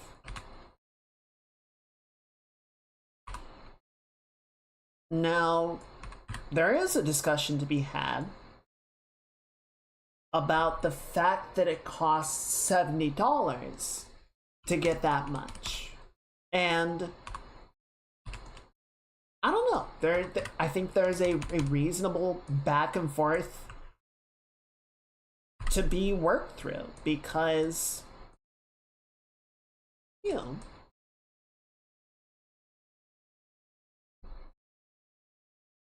I guess to sort of use a comparison, I go to a cafe, I get a cup of coffee, it costs me like anywhere between, depending on the size and everything, like $5 to $7 for a latte, right?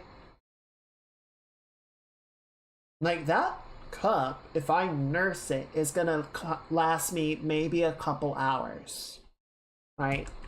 Or I could just chug it and it's gone in like 10 minutes. You know, is it worth it to spend that much money on a cup of coffee? Was like, well, I enjoy it. It's a satisfying experience, even if it doesn't last that long. Yeah, I could absolutely put that money towards something that I will enjoy that will last me longer, but does that somehow make the coffee a worse purchase or experience for the fact that it doesn't have the same longevity as other options?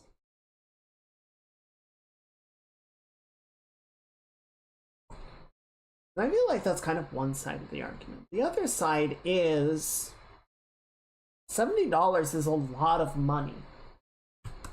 And if you're asking people to put that much down, I think there is kind of an expectation of getting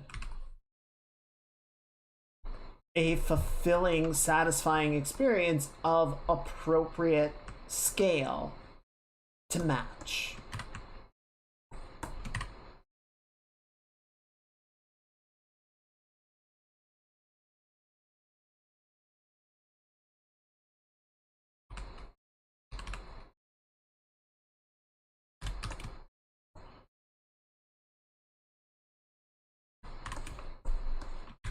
Yeah, they're, I don't know, like,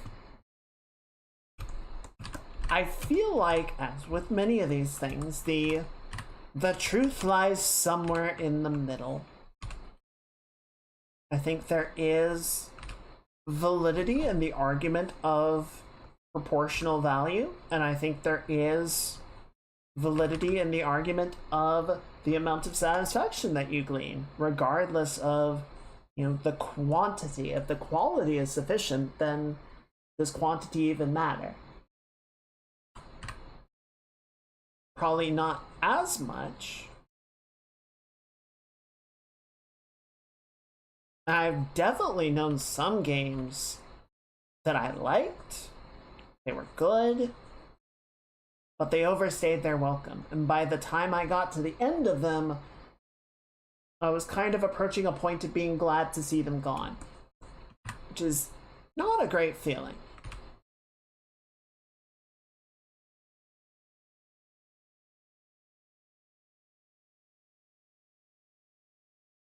You know, we never technically finished Hades because there was all the after credit stuff, right? There was the continuation story to get to the true ending, and we never finished that. We never completely beat the game. And I don't know, part of me definitely kind of thinks about going back to finish that, but I'm also kind of like, I feel like I got a lot of the experience, you know? I don't necessarily feel particularly cheated or particularly like missing out on the things that I didn't see. I do kind of want to finish Deuce's storyline, but that's like the main thing that I feel is missing.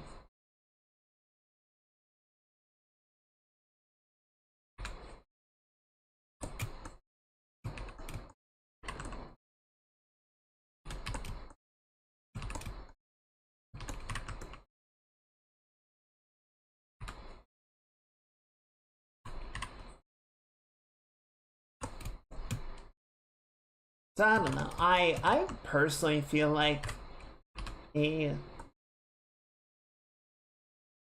uh you know, a 9 hour Resident Evil is probably a good amount of runtime for most folks. I don't know that a lot of people would really be super keen on playing more than that. And, you know, I think a lot of the people that do end up going back in and doing like challenge runs or 100%ing the game. For everyone else that just wants the story, yeah, you kind of go in, you're one and done, and you're satisfied with it.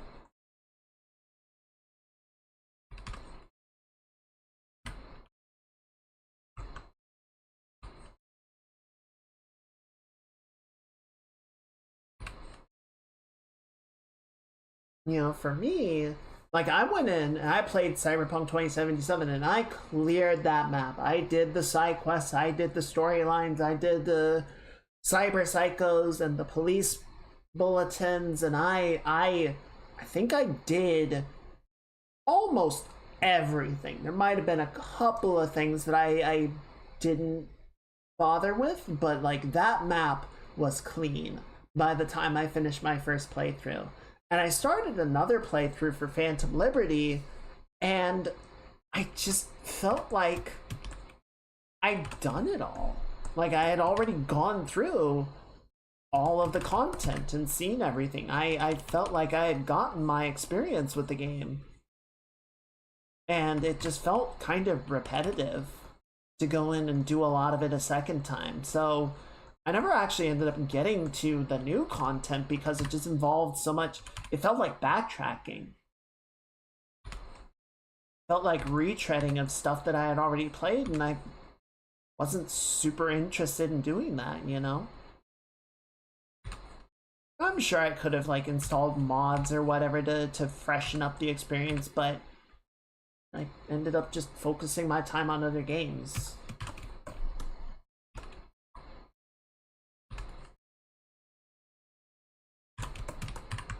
I don't really like say that as necessarily a knock against Cyberpunk. Like the playthrough that I did, I was very satisfied with. I thought it was a great story. I thought the presentation of Night City and the world and a lot of the ideas was phenomenal.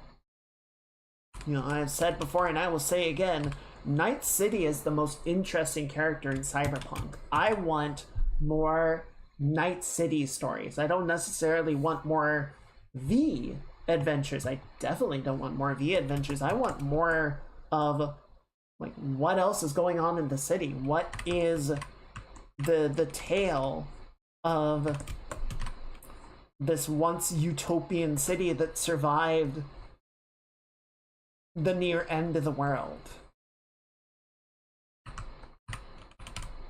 You know, this was supposed to be the city that fixed everything, the city that was better than the rest of the world cannibalizing itself, and it kind of ended up becoming the epicenter of the problem.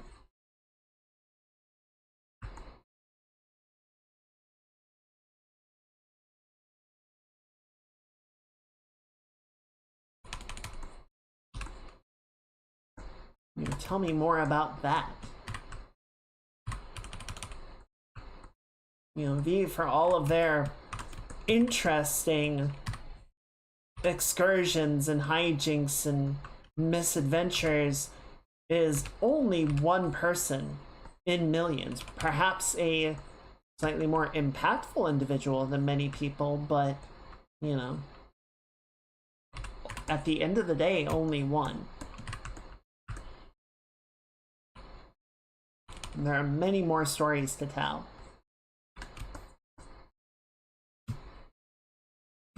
So hopefully they do make a sequel, and hopefully it has nothing to do with V. You know, maybe a couple of characters can show up if their conclusions were ambiguous enough in 2077 that it would make sense for them to show up in 8. But I'm trying to remember what game it was. It might have been the Mass Effect series that sort of ran into a problem. Was it Mass Effect? No, there was some game. There was some series where the ending was open-ended. And then they had a follow-up game where it might have been Deus Ex, where they were it was an open-ended ending, but then they did a sequel and they basically had to say, well, this is the canon ending, and these are all just kind of fluff endings.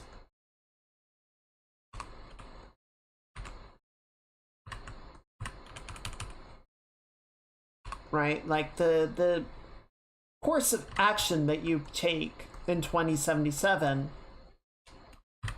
the options that you have are dependent on the choices that you make and the characters that you've rolled with before and what quests you've completed. You know, will sort of open different options for how V wants to conclude the story. And then those endings have different consequences. And, you know, different characters wind up in various places depending on what decisions you make. So, you know, if we were to make a Cyberpunk 2078, because I demand that they call it that, or, you know, it could be like 2080, I don't know how far into the future they want to go, but you get my point. You know, it might make sense for a particular character to show up depending on what ending you took, or maybe they're supposed to be dead, right? Maybe they're supposed to be maybe they left Night City in the ending of the game that you took. Maybe after all the dust settled, they decided to leave, or something else happened. I don't know. Could be anything.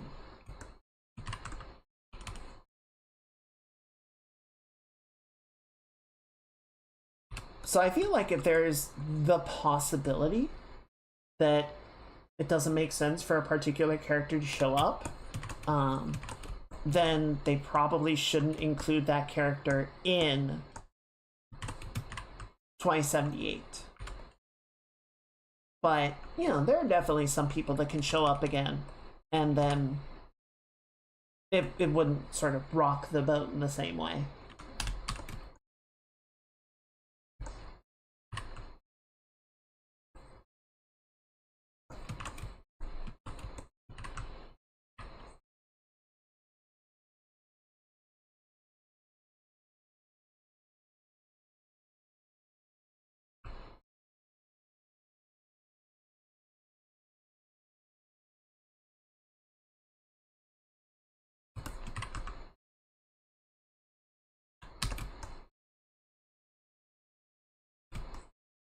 I think we're getting close, I think. Mostly just sort of trying to like balance the lighting, add some more detail, you know, just sort of polish everything up.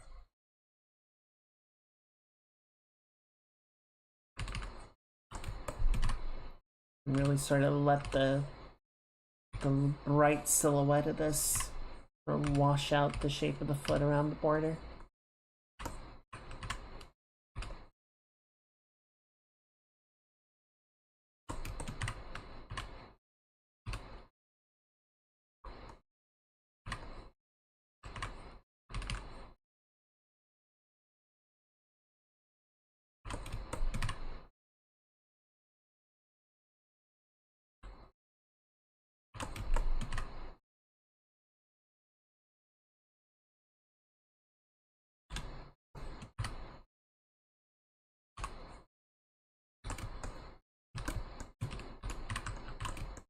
So I did the same thing back here. Bring in some more of this bright highlighting.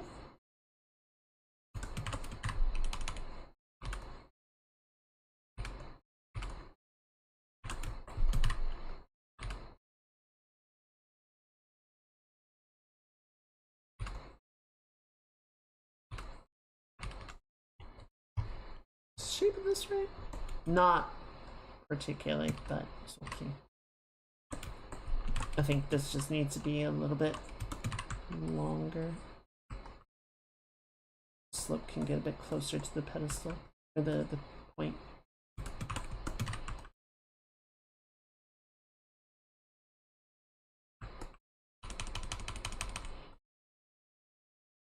And I'm kind of debating. I kind of want to talk with my lead about switching projects at work.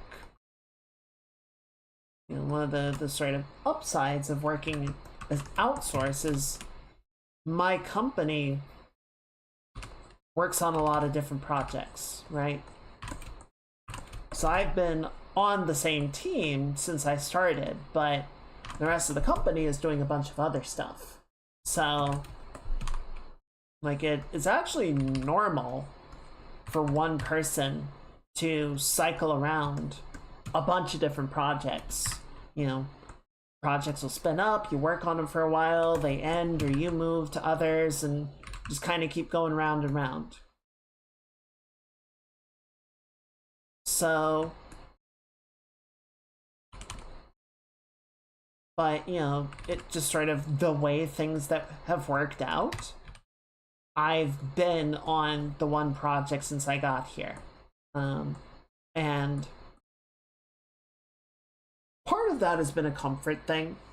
You know, I hear horror stories from other teams and other, you know, people working in the industry, not just at my company, of, you know, crunch hours and unreasonable demands and just general bullshittery. And then I look at my thing where, you know, our only real expectation is we clock in our 8 hours a day. You know, our client is very understanding and supportive of us. They usually don't demand anything too unreasonable or crazy. And I think a lot of times, if they do, it's more out of a lack of awareness than out of callousness. And, you know, if we do raise it as an issue, they tend to be pretty responsive to that. So, you know, part of it is definitely that we've got a good thing going. And it definitely kind of, there is a bit of a legitimate question of how much do I want to rock that boat? Do I want to risk going to another project and then that ends up being some kind of hellstorm where I'm, you know, crunching hours and getting a bunch of like ambiguous or unpleasant feedback on my work, or I have, you know, coworkers that I don't like working with, etc.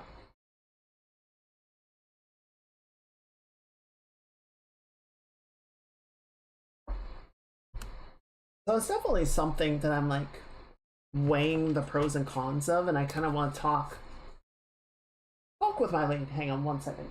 Want to grab a sweet treat? What do I want? Like a little piece of chocolate. Ooh, cookie. Yes. I don't know. Like I said, I've been on my current project for almost 4.5 years, which is a very long time in the game industry. It's a very long time in tech in general. Like, I have been an outsourcer on my client's project longer than a good number of their contract artists. I've seen a lot of people like hired on by the client come and go because contract work fucking sucks. And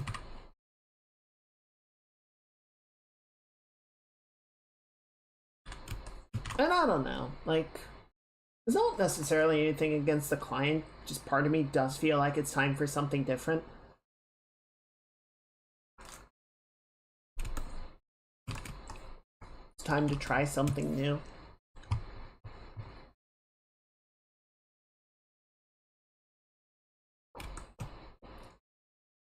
The fuck was that? Oh, I think I know what happened. I think I was tabbed into Pure F when I hit space, and then it freaked out Pure F. And then I clicked back into Clip Studio and it freaked out on that end. And then everybody panicked.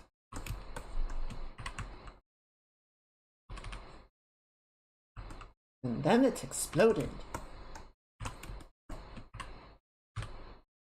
So I don't know. I'll probably talk with my lead next meeting about that. Not just like, I don't think I'm gonna say, you know, I want to change projects. More just sort of, here's my thoughts about it, here are my concerns, and sort of ask, like, what would that look like, you know? What do you think about it? Because it was my expectation when I got this job originally that I would bounce around project to project, right? I wouldn't necessarily be working on a single thing forever. I don't really hate that I have been working on this for a while. I feel a certain amount of attachment to it. I feel a certain amount of pride. There was actually something that went out very recently that I was super proud of. Like, it is honestly one of the things that I feel like I did the best on, and I'm very happy that people get to see it, and I hope they enjoy it.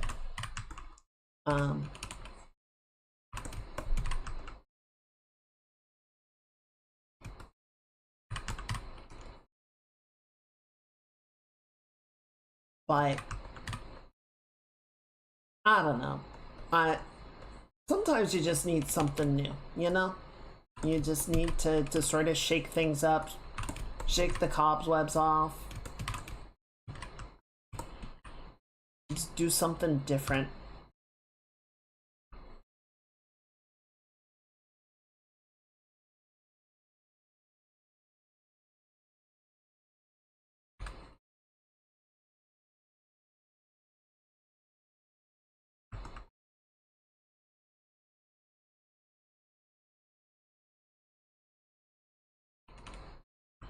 So I don't know. We'll see. We'll see kind of what the options, the viability of that is. It probably won't happen right away or even anytime soon, but maybe towards the end of the year. We'll see. We'll see if there's something there.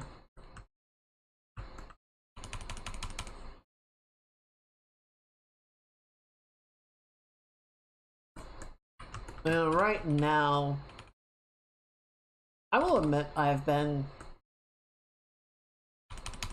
afraid, I guess I will say, of doing anything too like upsetting, just because trying to find work in general right now is really rough. Trying to find work in the game industry is awful. And a lot of my friends, you know, that were employed in the industry at one time, like, there was a period of time where I would get together for dinner with my friends, and I was not in a job. I was doing like freelance work and side work, and they were in the industry. And then at some point, like, we got together for dinner, and I realized, like, I and one other person at the table were in the tech industry, and everyone else was out. Was like actively unemployed or had moved on to other work outside of the industry. And I was like, this is fucked up. Like, I didn't feel like a survivor or anything. I felt like just it felt bad, you know?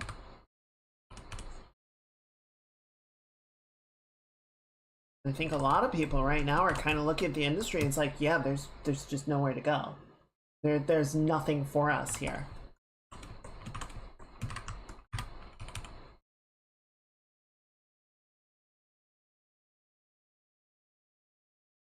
So, you know, even my company has gone through a couple rounds of layoffs, and I basically have survived by virtue of not being important enough to lay off.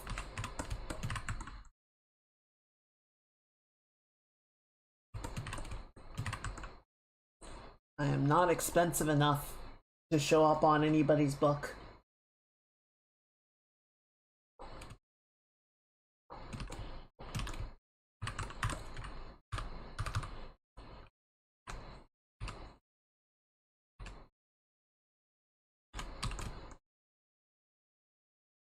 Okay, this is looking really good. I think we can just continue to sort of add in some bits of polish, some nice highlights here and there.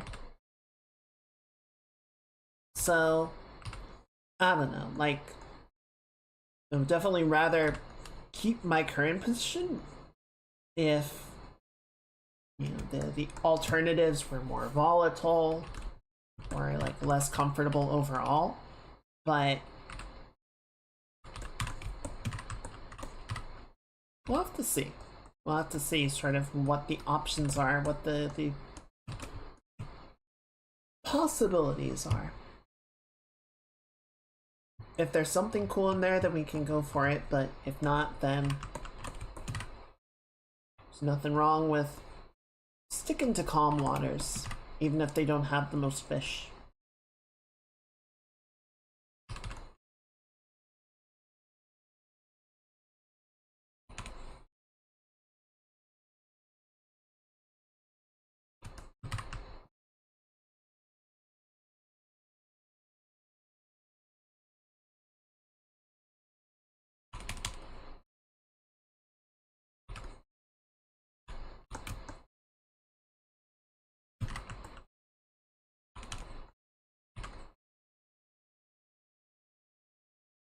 Just augment the scuffing right there a little bit.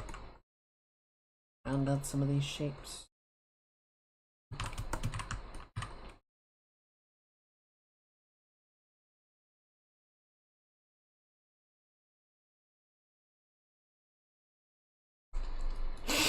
Excuse me.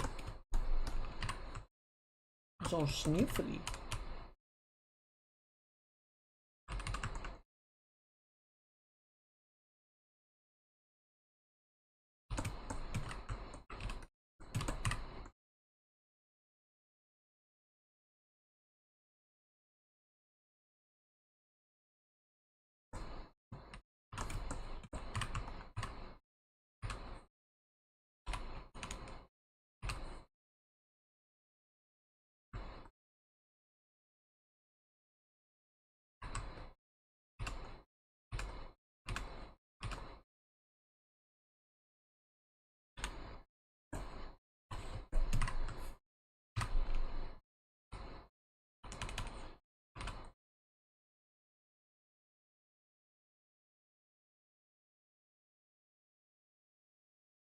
Here. Yeah. I can do it better. Oh, so I did post the schedule. Sorry for getting that up kind of late. I was finalizing what I wanted to do on Saturday. So the thing that I want to go to,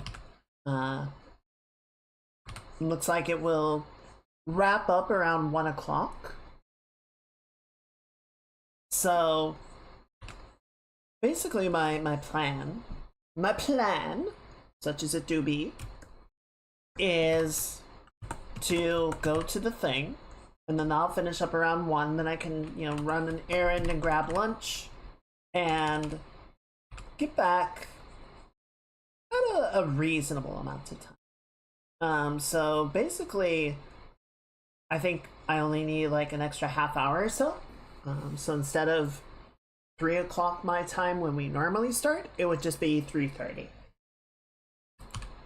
So that's what I have written down on the schedule. Should be fine to just do that. I'll let you guys know via Discord if I am running late, if I'm having trouble getting back and getting set up to start by that time frame. So please keep an eye out. But otherwise, should be fine there. And hopefully that is not a particular inconvenience to anybody. I apologize if it is.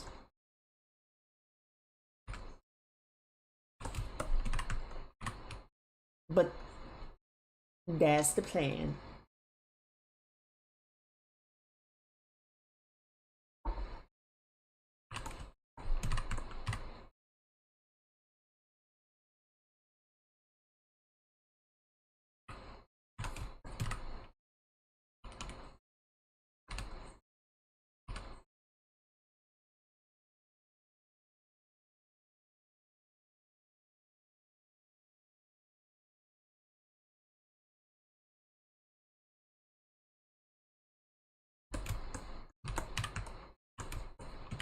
Oh boy, this line got completely mangled. Got exploded even.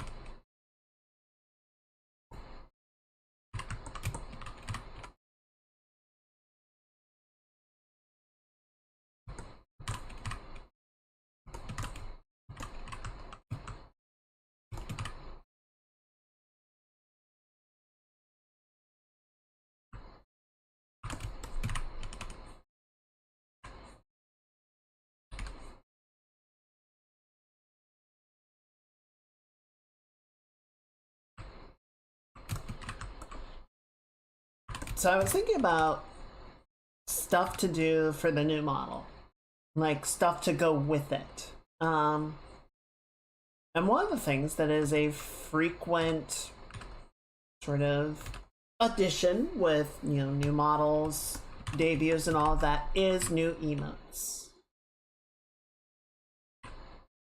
Stop that. So I was curious if you, chat, the people using the emotes, have any particular ones that you would like to see added to the library. Stuff that I could either try and execute myself or commission someone to complete. Because I think there will be some amount of the latter. Also, it'd be nice to find, if someone is available to commission them for some emotes, get some nice high quality work done.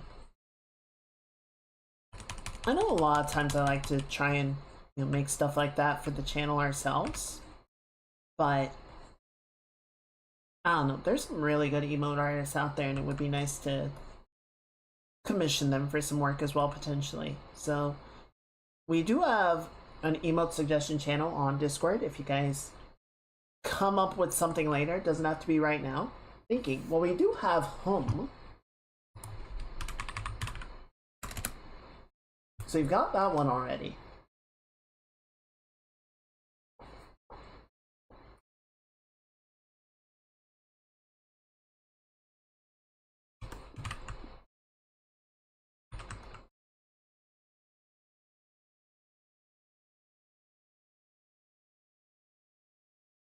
We could do like an updated one that's more like, what would it be? Who has a good thinking emoji? I know Ivy has like that, where it's like the finger and the thumb on the chin.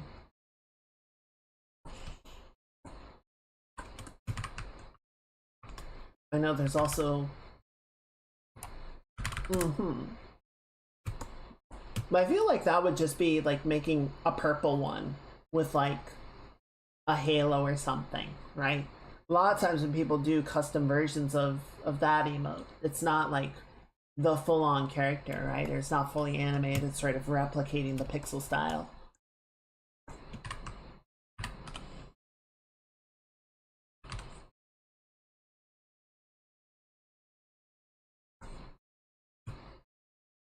Like I know, does Eden actually have it in? No, she doesn't.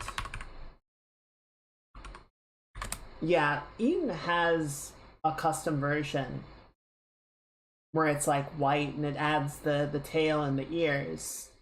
But she just has that set up as a 7TV emote, so it's not readily available outside of her channel to demonstrate with.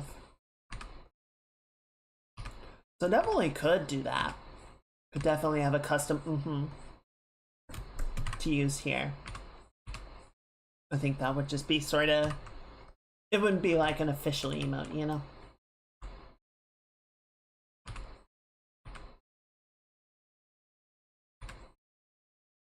Man, I really wish I could update my emote prefix.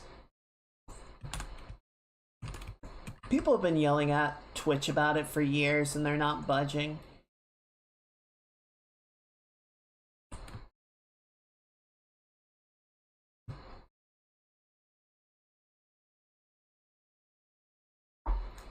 I know what'll work. Hey Twitch, I'll pay you money. You want me to drop like $50 to update the prefix? Done. Hit me up.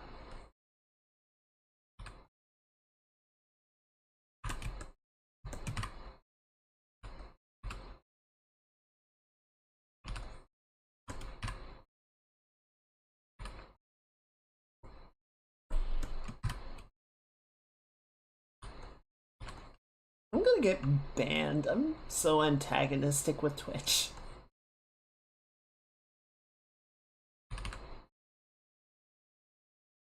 I mean, that would require them to actually pay attention, but I feel like if they ever do, I'm gonna get in trouble.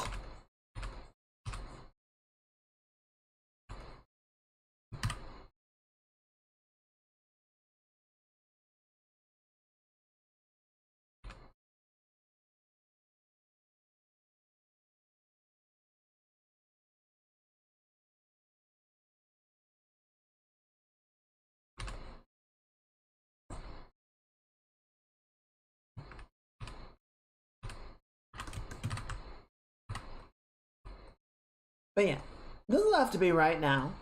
If you do come up with any ideas right now, that's fine. If you come up with something later, drop it in the Discord and we'll take it into consideration. I know there are a couple of old suggestions that I can definitely revisit and see if there's something there.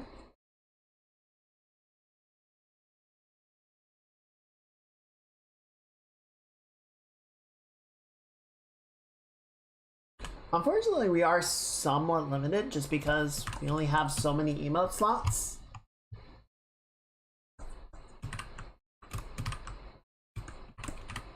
Like I'm not shilling here or anything, but there is a true, there is a mathematical truth that the channel needs to get bigger for us to get more emote slots. That's just how it do be.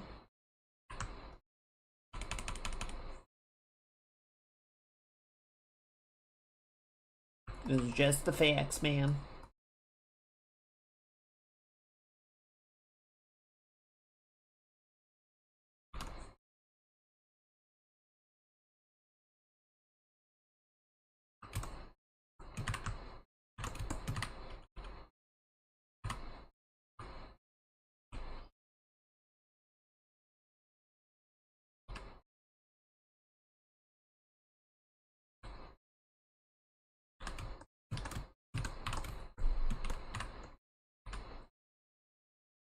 go.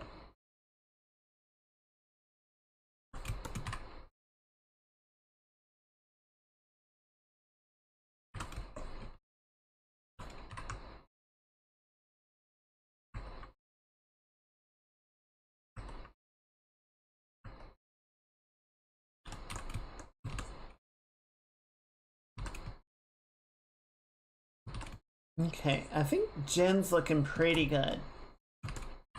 We can do a little bit more, adding like some highlight sheens in a few places, sort of building up the metallic feel of the texture. But I want to make sure. So face is looking pretty good. We can do a couple of things to make it even better.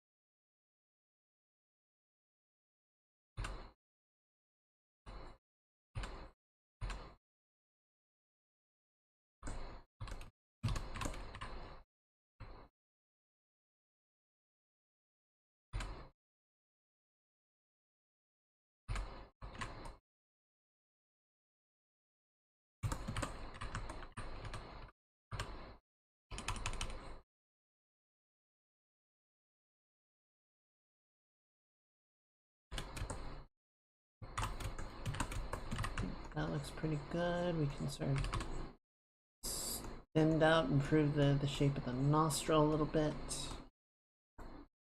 But the big thing that's sort of standing out to me is that the hair is still a little rough. Still a little rough in a few places.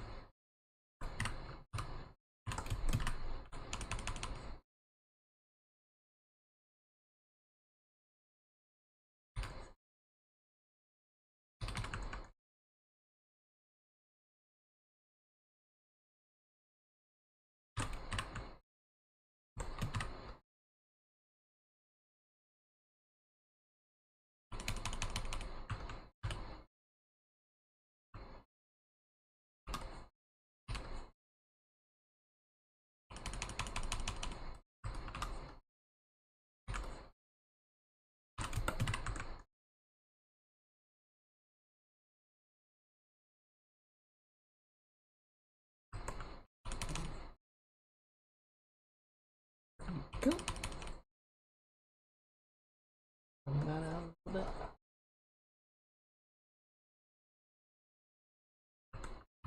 Soften that up a hair.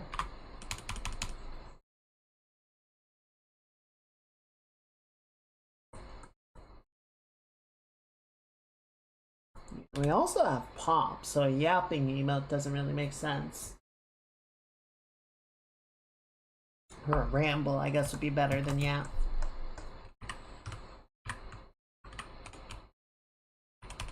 Do we have bonk? I'm not sure if it's still in the rotation or if we replace that with something more relevant.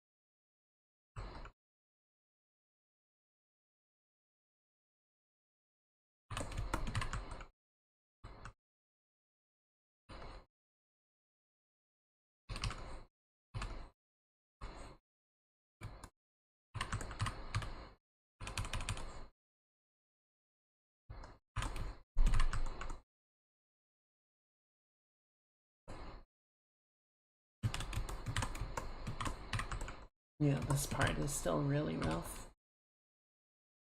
Smooth this out.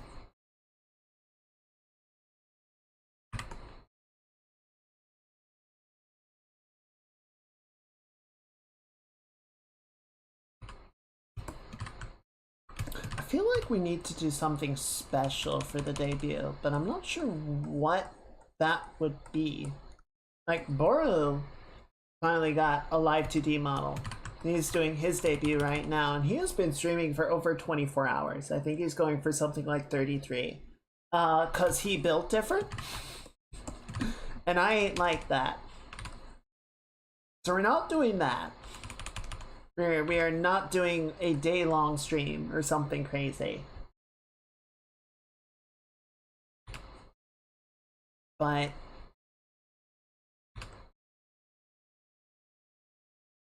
I don't know. I still feel like you gotta do something unique, right? Something special. I'm not sure what that would be.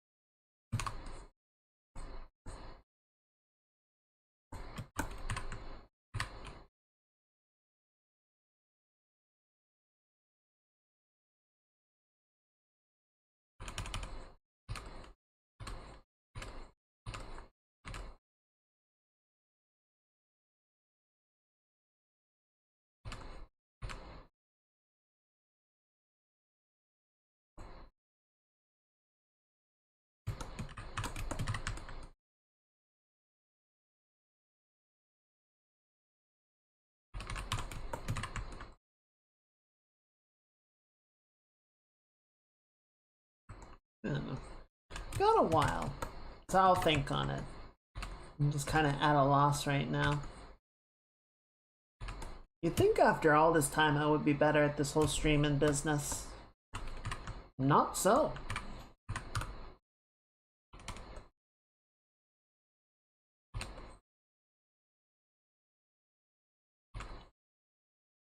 Frankly, I think most people are just kind of winging it.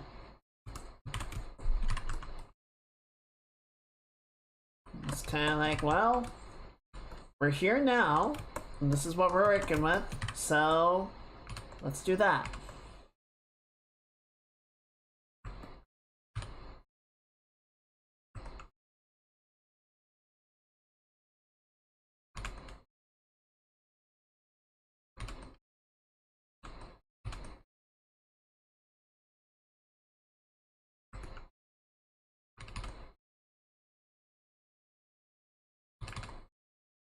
I think also, it's like streaming is such a personal form of entertainment compared to something like television or movies, right? Like, obviously, you know, TV shows and movies and whatnot will be sort of reactive to the wants and needs of the culture in their time, and you can see that in how certain shows perhaps don't age gracefully as times change and social attitudes change. But like with streaming, there's so much where, you know, people will sort of start streaming at a particular point in their lives, a particular episode, and things are one way, and then, you know, situations change, they improve, they get worse, they move.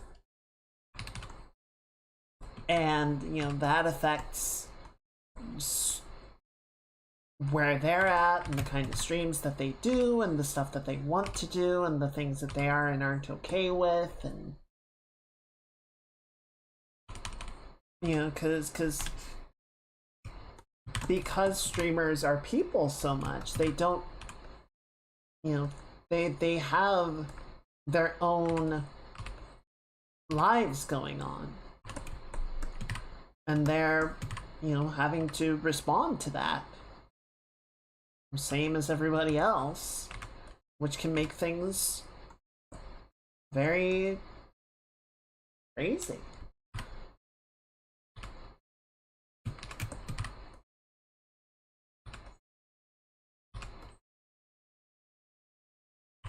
And unpredictable.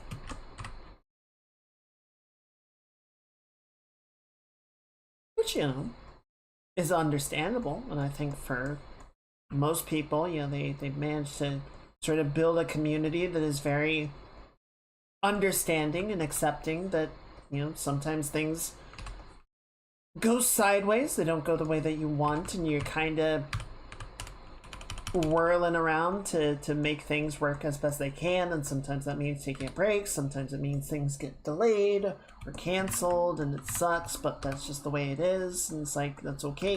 We just want you to be okay and do the best that you can, and we're here for you. But it's hard.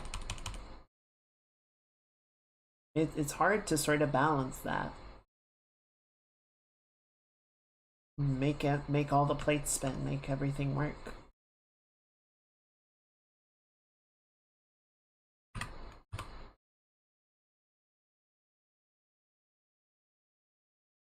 Especially since a lot of streamers are, one person operations. They don't have teams backing them up to sort of provide support or keep things steady when they have like personal issues or things fall behind in one regard.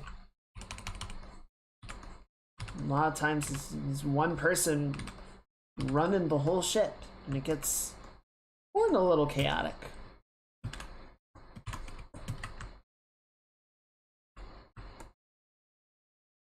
You just gotta do the best you can with it, I suppose. Like I said, find a group that will be accommodating to that.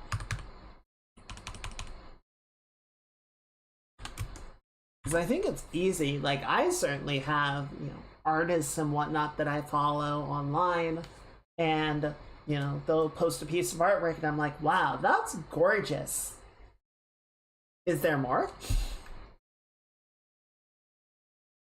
Knowing full well how long it takes to produce a piece of artwork, it's like, no, I just finished this, but I like their work and I want to see more of it.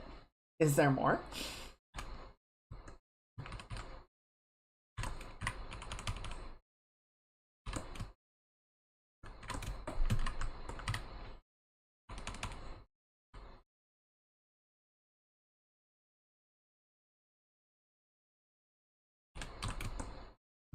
I think one of the worst ones is an artist that I follow that has a webcomic, has a few chapters out, and at one point posted on socials is like, so you guys know I have like a progress page where I update, the my progress on the next chapter and like the preparation, the scripting, the drawing, and all of that. So you guys will know when the next chapter is like getting close to ready.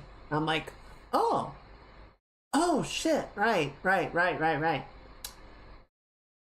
I still check to see if it comes out periodically. I still check in, like, is it ready yet? Like, I don't, poke them or message asking, but I still check their pages, be like, is it out? Is it ready? We will get there when we get there.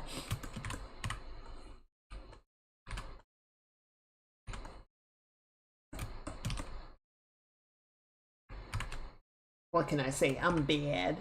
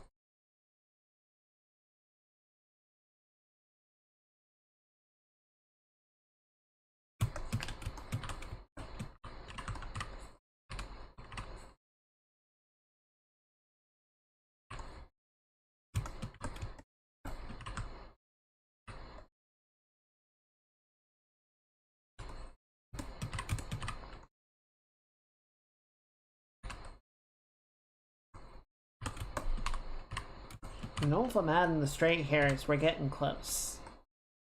It's always a good sign.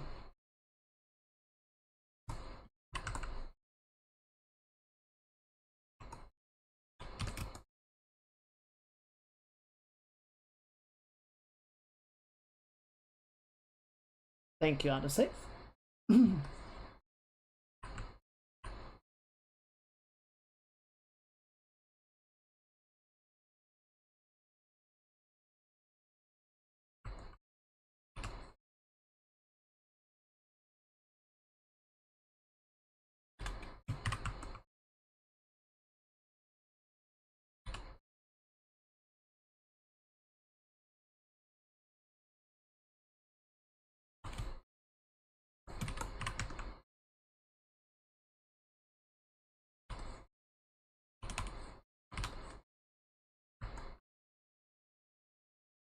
Cool.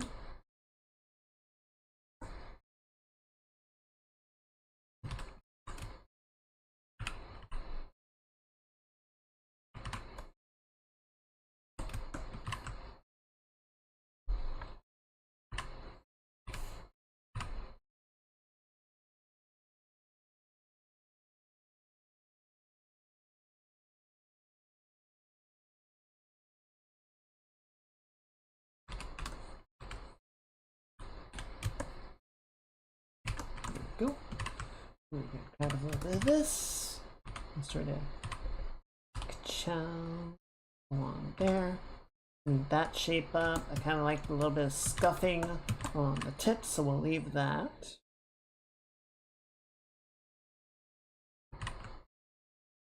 Let's get some ambient shadow coming in through here. Sort of round that shape out a little bit more. Really start digging deep down here, right?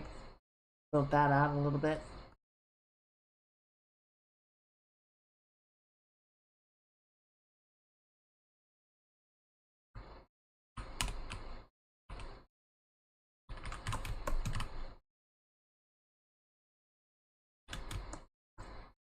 Good.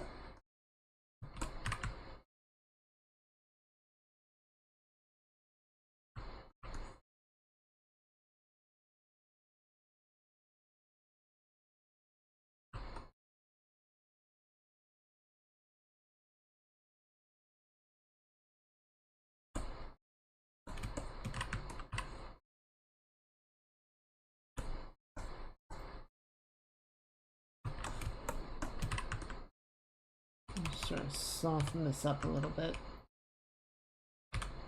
Too much. There we go.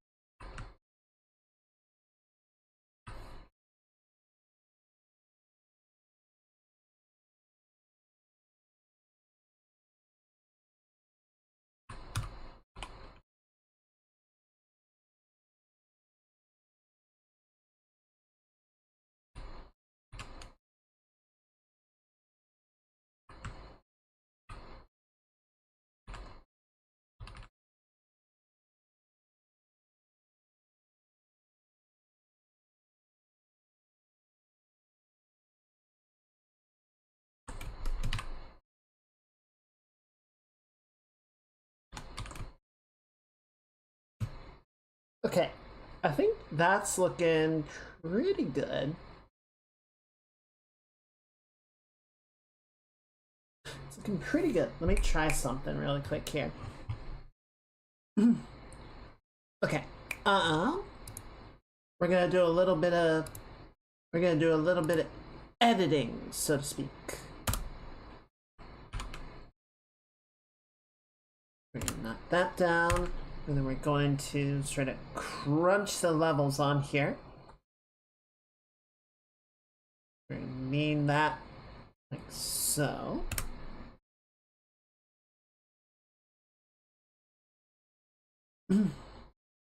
And then let's set that in here. I'm gonna set that to overlay, so that's really strong. Like, way, way, way too strong, right? But if we knock it down to like 30%, how does that look in the background?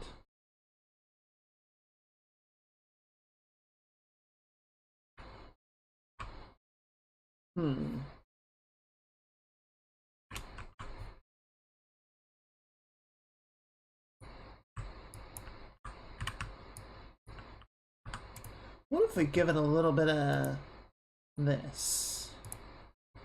What does that look like in normal? Okay, yeah, so that does give it color, right? That sort of washes the mid-tones a little bit. Okay, so that's lighten.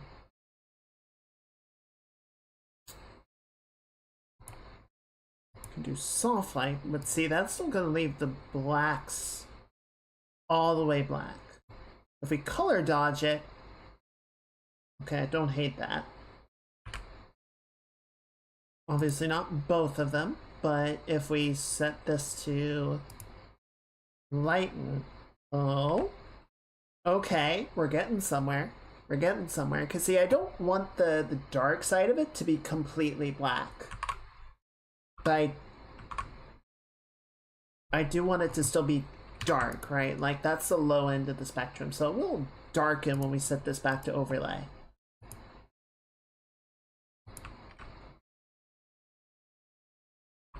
But see, it does a cool little bit of like color washing it. And sort of adjust the tone a little bit just so it's like more intense lighting, right? Kind of pops the intensity a little bit.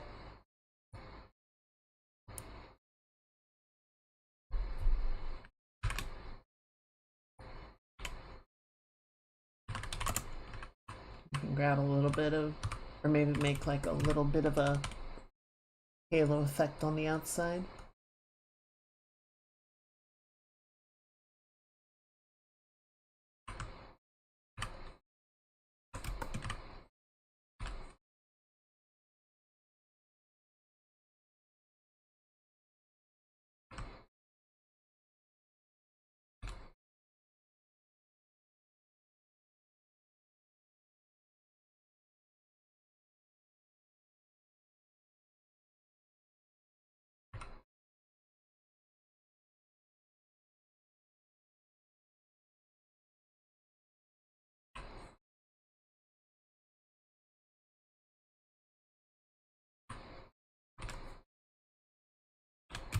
Kind of like that.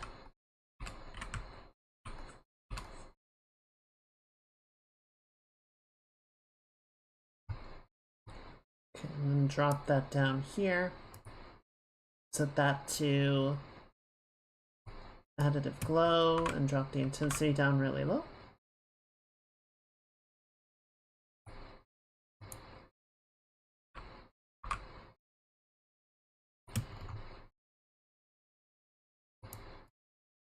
I think that pumps it up in a nice way. What do you guys think? Yeah, so that's without the color balancing.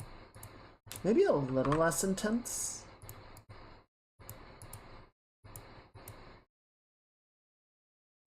I kind of like it. I think it adds a nice oomph to it. Oh, that reminds me. There was one thing that I wanted to do to sort of help push the intensity.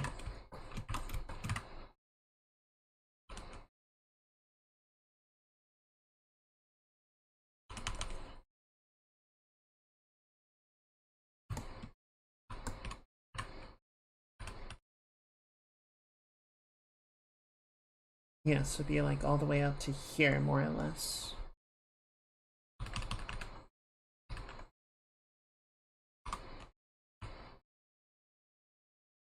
For that part, we can set you to multiply just to create a bit of like a cast shadow, right?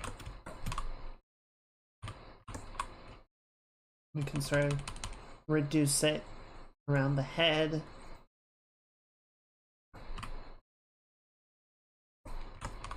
around this side where it's sort of not being interrupted by as much mass, right? Whereas like the center of the body is going to be the most interrupting.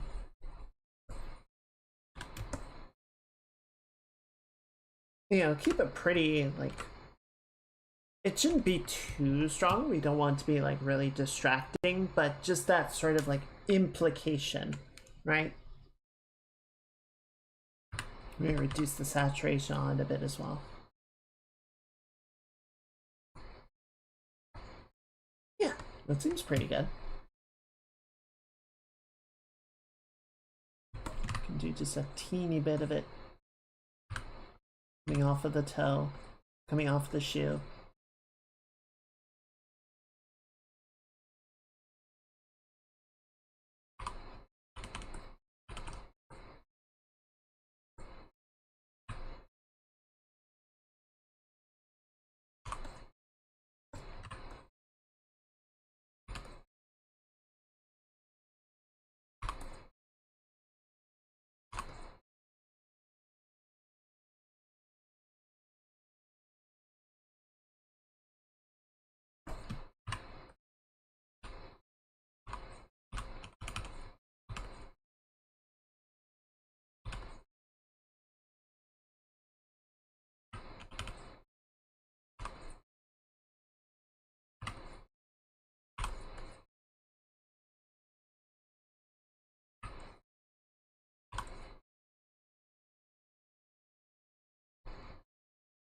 Have any of you guys been to see Hail Mary yet?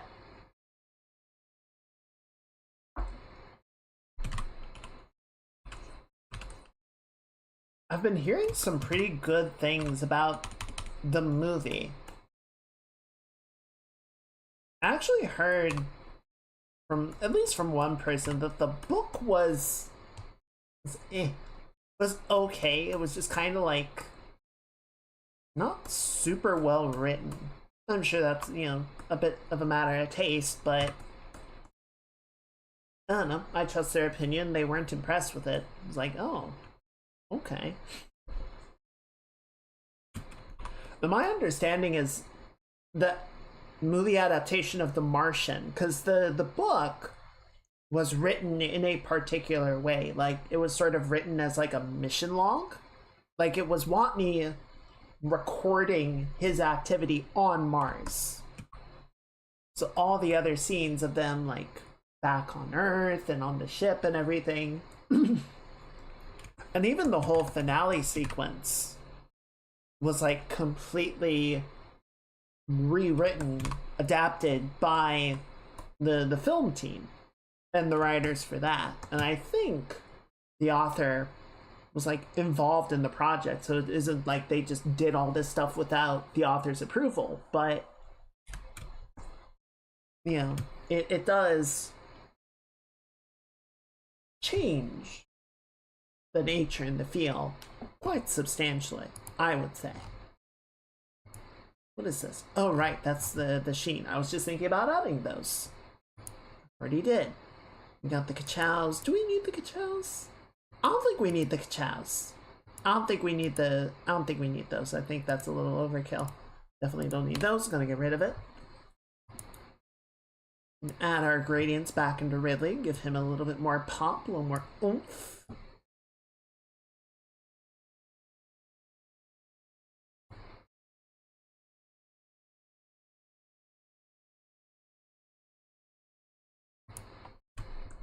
So using some of this as guidelines, we can rework our cast shadow a teeny bit. I'm gonna build it out in a few more places. Didn't seem like it might reach. That looks pretty good. Yeah.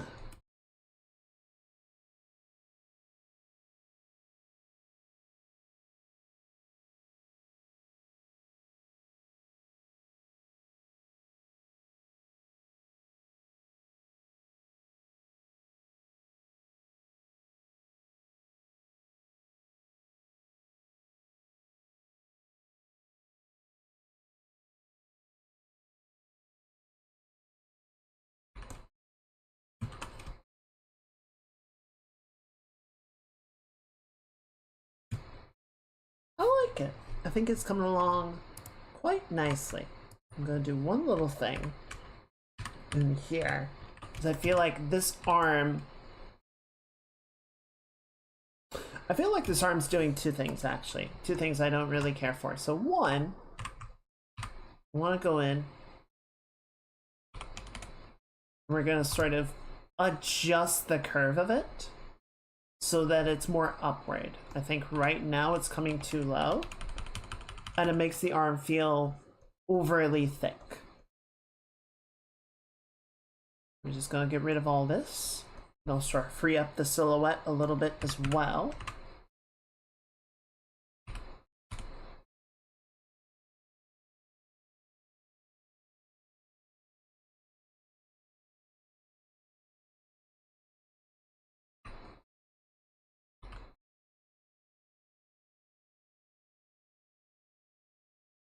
Oh, wait, are you? Oh, okay. I was like, where is that coming from? We'll have to reshoot the overlay, but that's not a big deal. So yeah, that's one thing. Yeah, there is like a lot of sort of thin to thick that the arm is doing, but I think what I would rather do is sort of elevate it a bit on this side, right? Sort of round the shape out more, while being careful not to tangent with the hair. Okay, we can even sort of have it lap behind it, right?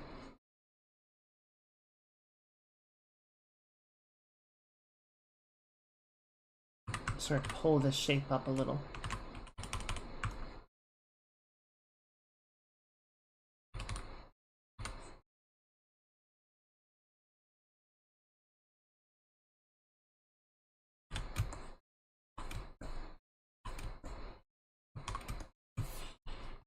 Alright, double check, sanity check. What are you doing? So you're going in like this. And we can sort of pull this down like so, so this has a bit more of like a beveled shape to it, like that. And then you can go in like this.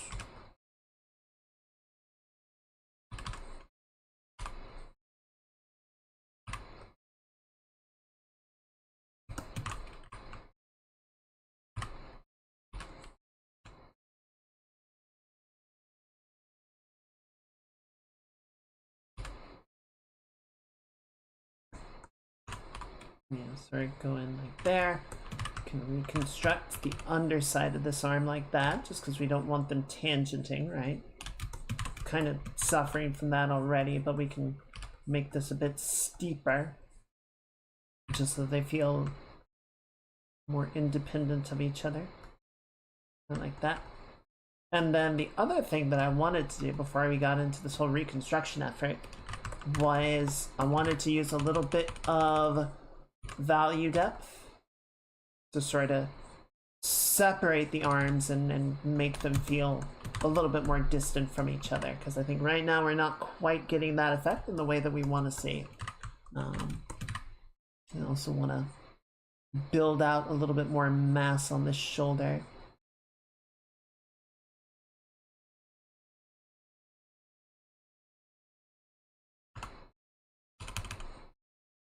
We sort of come in and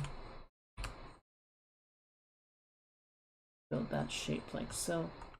And then yeah, this will sort of build out as a consequence.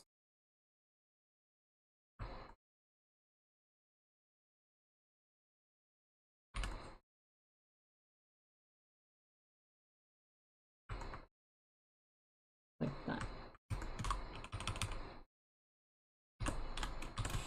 Good.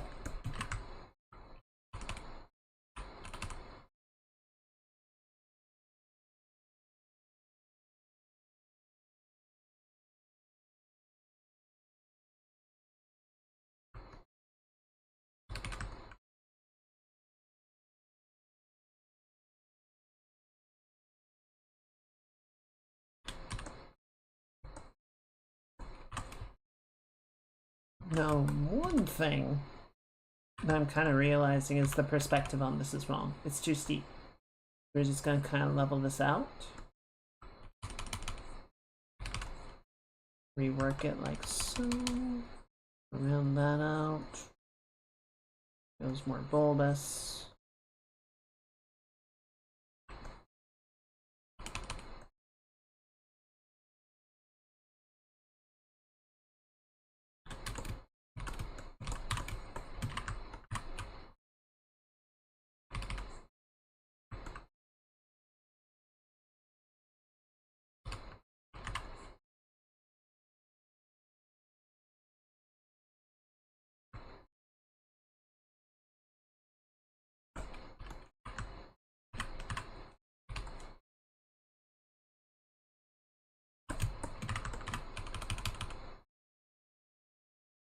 There we go.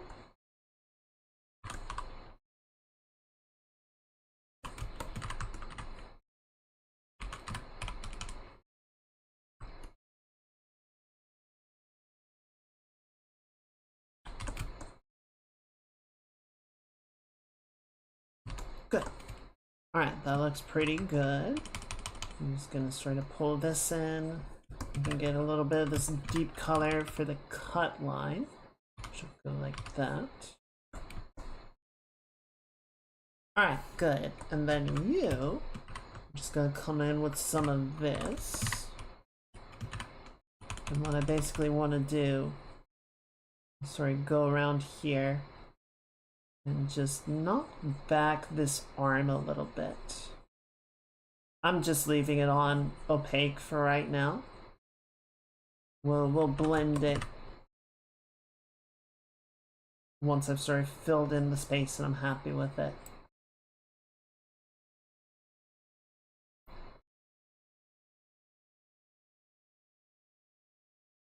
There are traditional techniques that you can do to sort of imitate what I'm doing right now.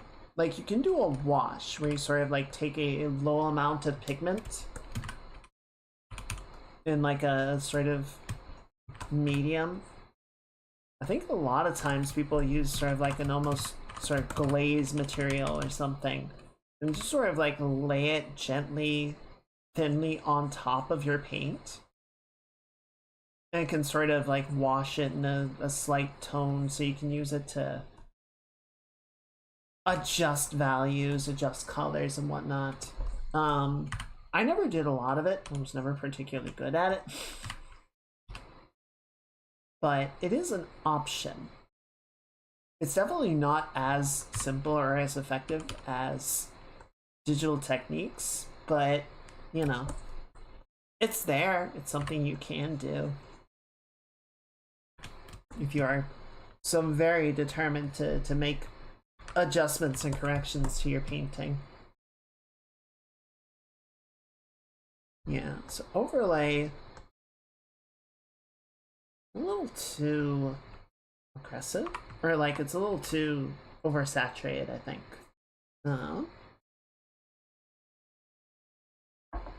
That's not bad. Maybe a little less intense than that. Yeah. See, like, you see how that adds just a little bit of extra depth between the two arms so they feel a little bit more distinct from each other? I do think I kind of fucked up the perspective on that arm, so we can see about fixing it a bit more before we go. But I'm gonna go ahead and blend that in. Here, let's do a draw over. See if we can't get this feeling sensible at the very least. So if it goes like that, and then straight it goes thick to thin like so.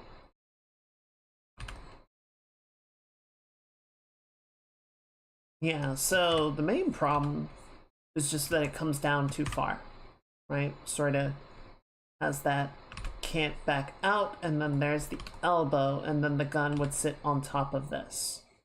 So the gun can still sit there. It would just sort of need to come around more like this.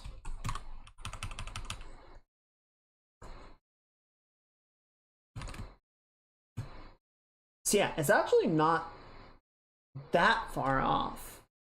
You basically just need to bring the bicep up, probably bring the elbow up a little bit, or not the elbow, the shoulder, a little bit more up and back.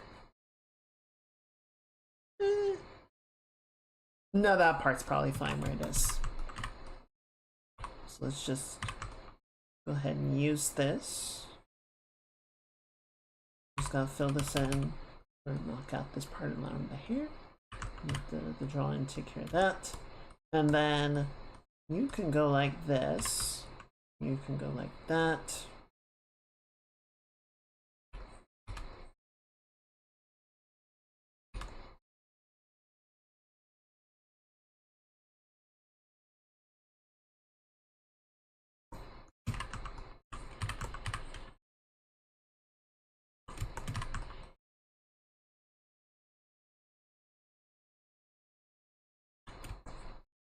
Get rid of the other cut line because you can't see it at this angle. I was thinking about sort of like copy paste or dragging the main paint over layer up. I think I'll do that for the ribbed section of the elbow. But I think for this it doesn't really matter enough.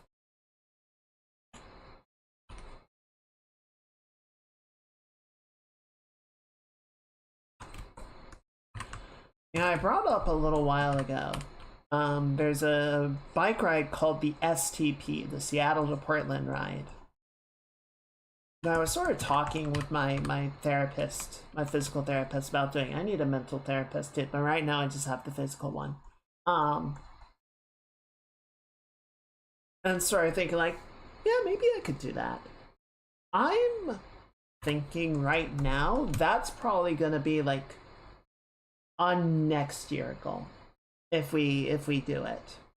I think just sort of where I'm at right now in terms of like physical health and the length of the rides that I'm doing.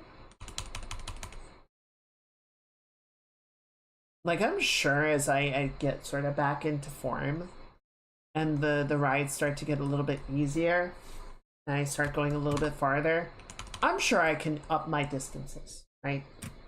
But right now, my like target distances are getting up to like 50, maybe 60-mile rides. And this would be doing multiple of those for an entire weekend, right? Like I would need to do like 60 miles a day for 3 days, which is ambitious to say the least. So I think, I don't know, I think what I would want to do is like this year try and get up to like a 60-mile, maybe an 80-mile ride. God, that feels like a lot. And then kind of once I've done that, once I feel like, yeah, I can execute a length of that distance, you know, especially if I feel good at the end of that, you know, I'm not completely exhausted and burnt out and want to Windows shutdown noise, then we can start looking at doing the SDP. But I think until I get to that point, it's like I said, that's probably going to be more of a next year target. I think I'll be in a better position next year. I think especially sort of once I've got the physical therapy more sort of concluded and my joints are less problematic, I'm feeling better overall. I think it's definitely a goal to revisit, right? I think right now it's a little bit out of reach.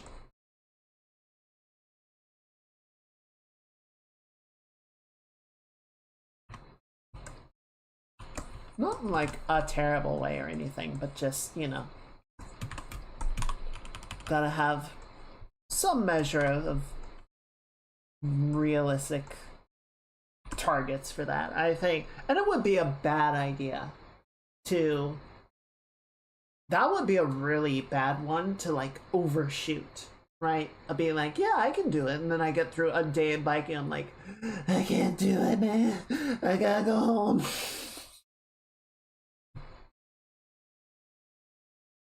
Yeah, I'm pretty sure from what I was reading on their website, like they have assistants, like they have sort of support teams that drive along and can, you know, provide emergency assistance and repairs and whatnot. So I'm sure they have people every year that sign up and end up aborting for one reason or another.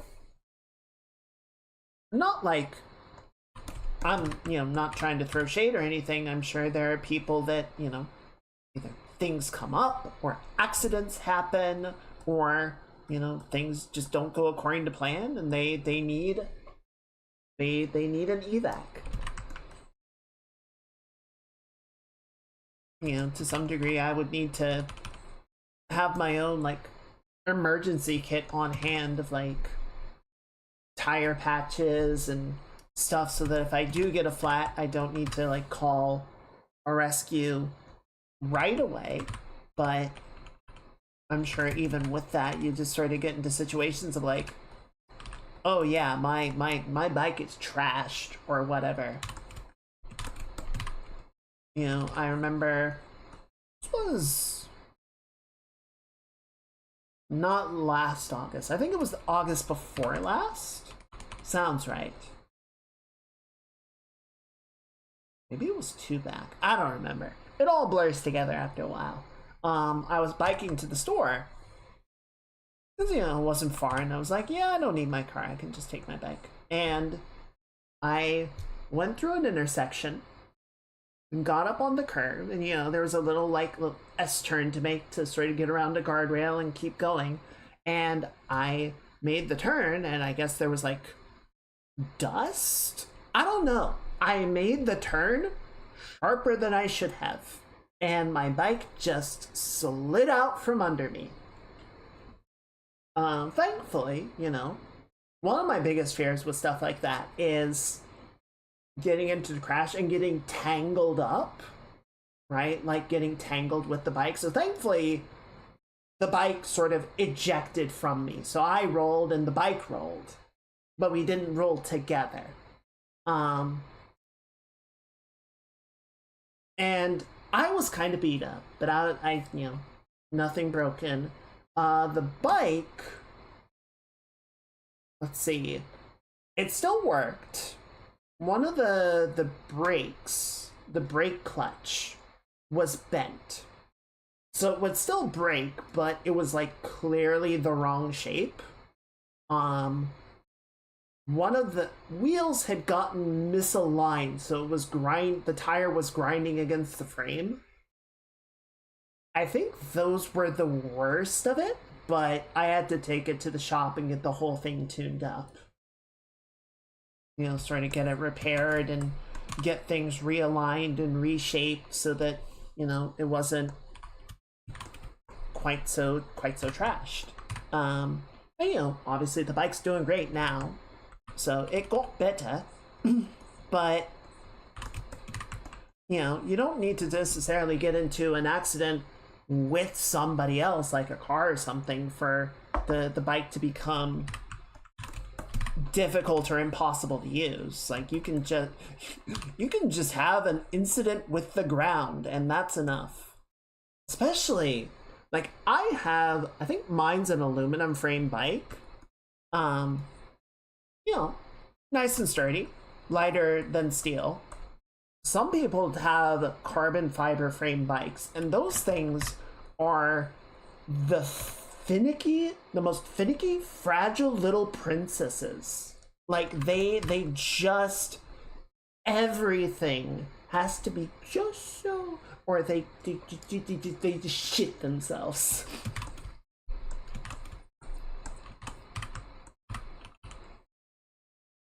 You have to take very good care of them. They do not handle stress very well.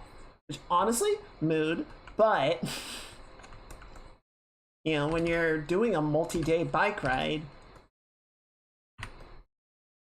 it becomes a bit of a liability, you know? Like, I need you to not explode, and the bike's just like, well, I'm gonna. So figure that out.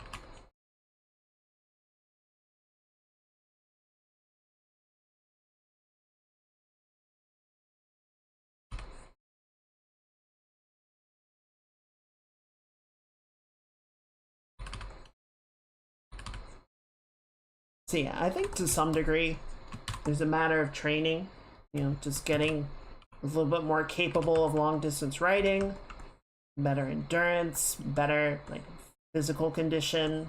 And some of it is a matter of preparation, right? Making sure that I have everything that I need and I know, you know, if something does go sideways, what am I going to do? What are my options? You know, obviously, like SDP has run this for people for multiple years and they have plans, they have support teams and checkpoints and everything set up so everyone, you know, kind of knows where they need to go and what they need to do, and they have emergency plans and all that, which is really good. I think, you know, that would definitely be preferable to the other option of doing the entire trip or the entire ride by myself without any support team available. But, you know, still, as much as possible, sort of want to know, like, okay, what is my plan if things go sideways?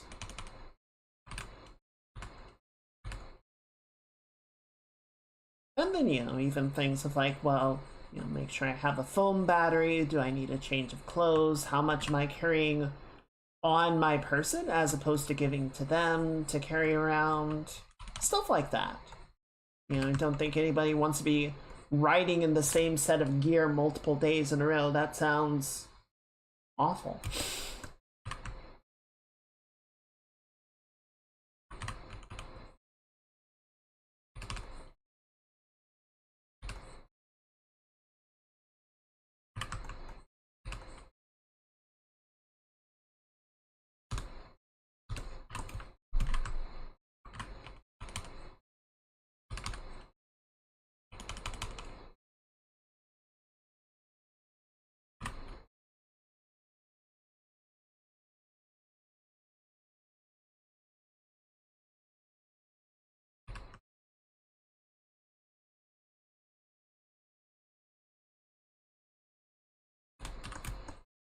I have a devious little plan afoot for Friday. My company is doing a meeting at 8 in the morning, which is probably like the most agreeable time that they could figure out for everyone in different time zones, because I think we have people overseas as well, and it's like, fuck, fine, okay. And I wasn't gonna go because good luck trying to get me not just out of bed, but online by 8 in the morning. Like, up and going at 8 a.m. is like, no, that's not happening.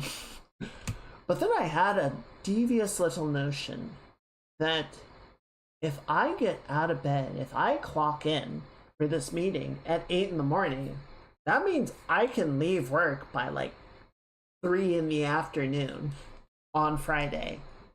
And I was like, now you have my attention.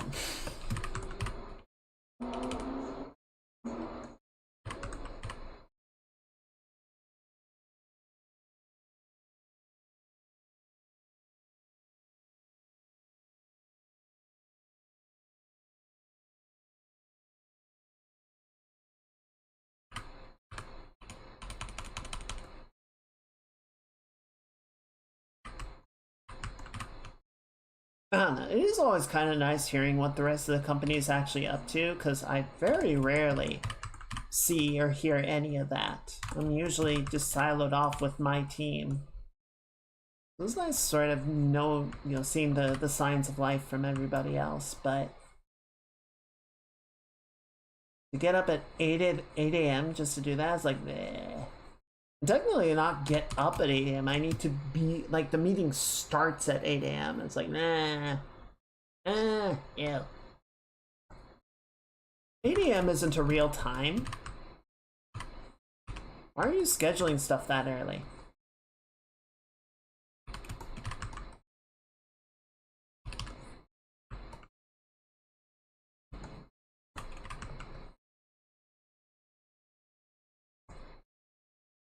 There you go.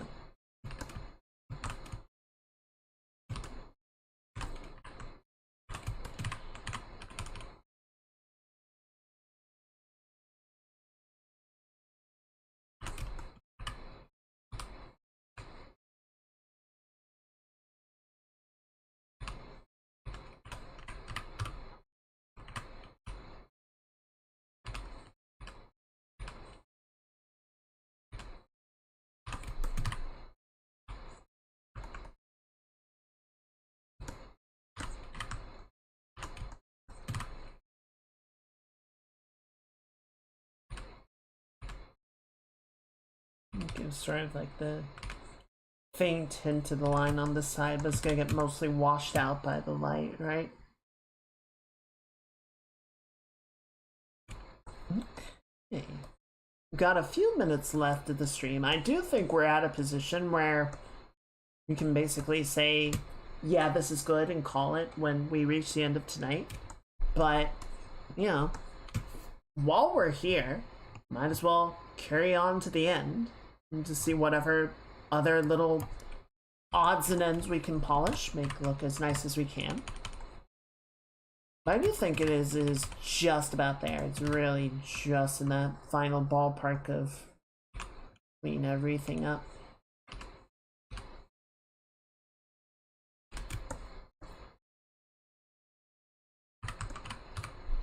Add some fun little, like, break up to the hair.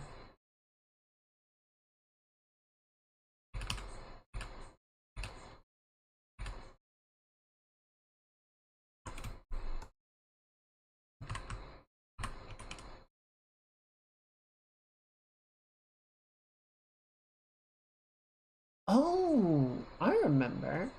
I was thinking about doing like an implication of the helmet in the background. I feel like that would just be kind of noisy. I feel like it would be distracting. It wouldn't necessarily like carry the story any better than what we have right now. And it would just sort of be like an extra detail.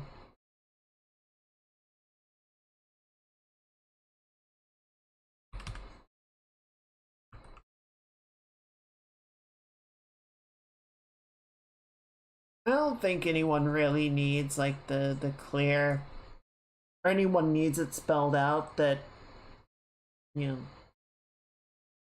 this is Jin as Samus. I think we get it. I think the audience gets it. I think everyone understands what we're doing.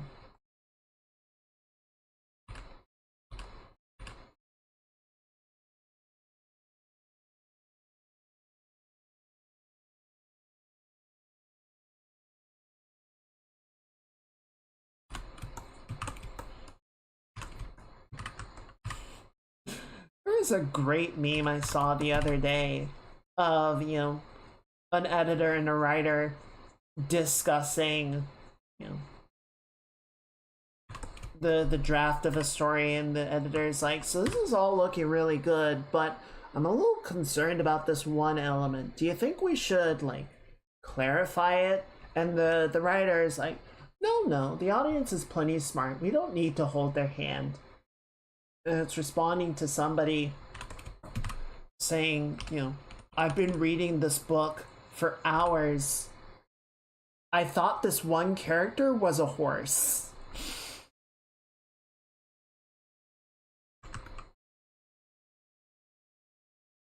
And it's just like, oh.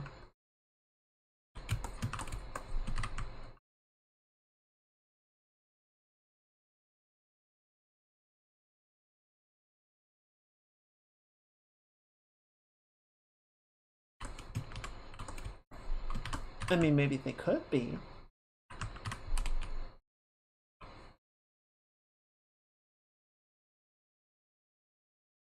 Could be a very eloquent horse. You never know.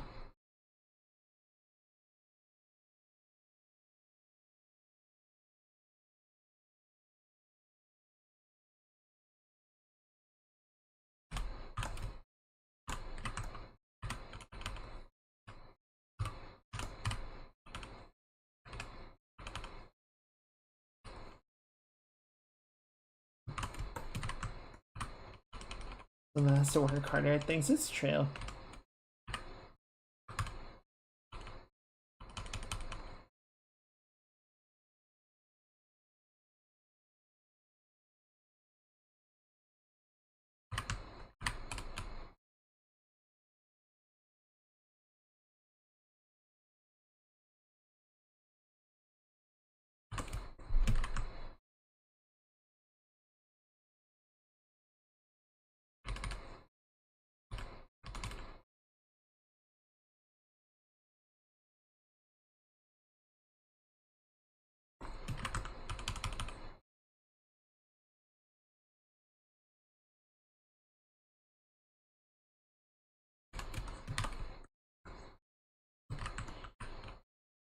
Okay, I wanna line out the back plate just a little bit. And you know what we haven't done in a while? And this is a very sort of like crazy pose, very crazy perspective and everything, so it might not have the same effect it normally does, but let's flip that.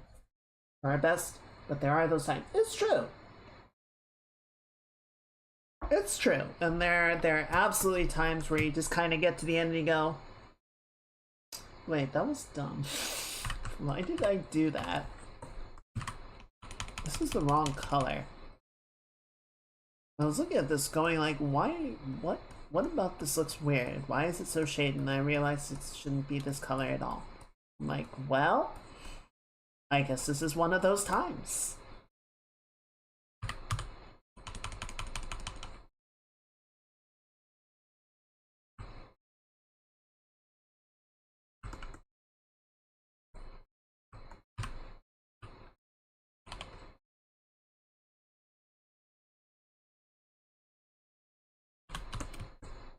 There we go.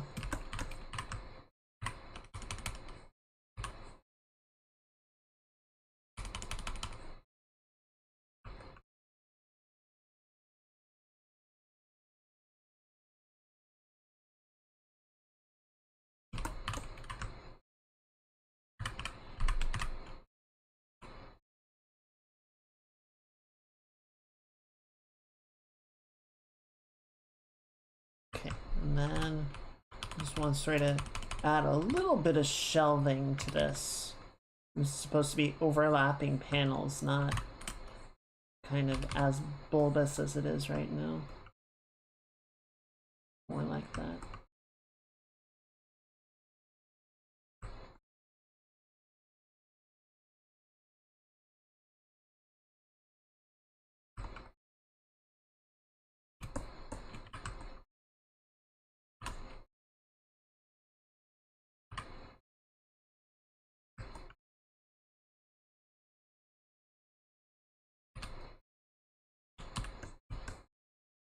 Good.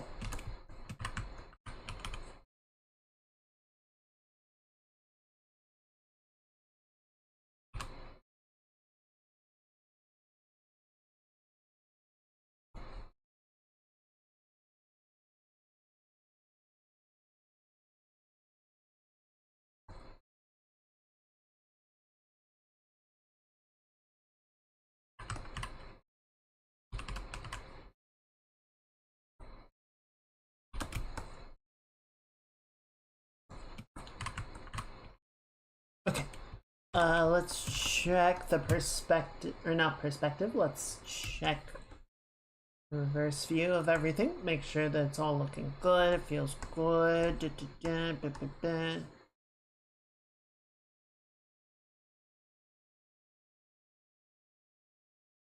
I'm gonna add a little dent situation right in here.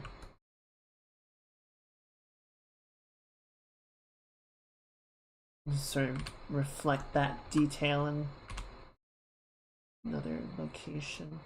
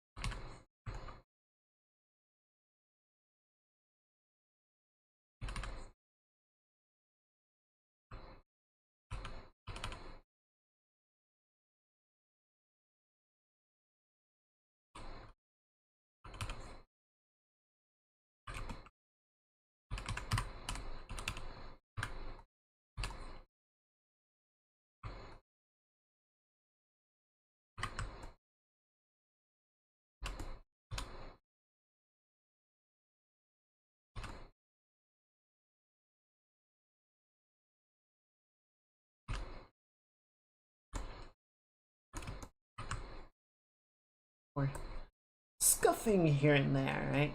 A little bit more wear and tear. Like, Samus goes fucking through it, man. He's like, yeah, I'm just gonna go delve into this planet for like days on end. I'll see you guys in a month. You won't see the planet though. I'm gonna blow that the fuck up.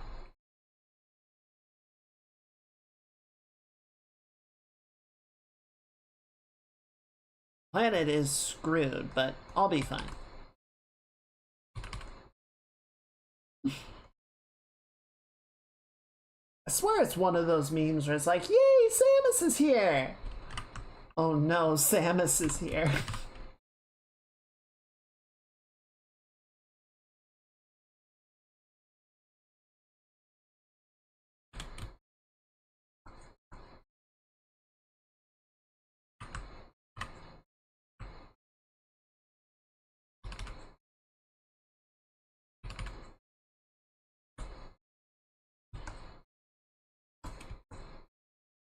Am I missing Greebles? I feel like I'm missing Greebles somewhere. I probably am, but whatever. We'll live with it. SNES Samus, not as much. Definitely not as much as the other one. That's true, it will not be boring. It will decidedly be very exciting.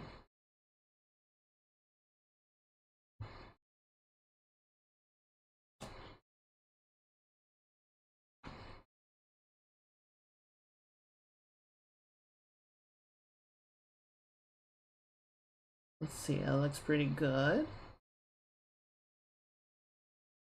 It looks fine. I'm just sort of double checking against my reference.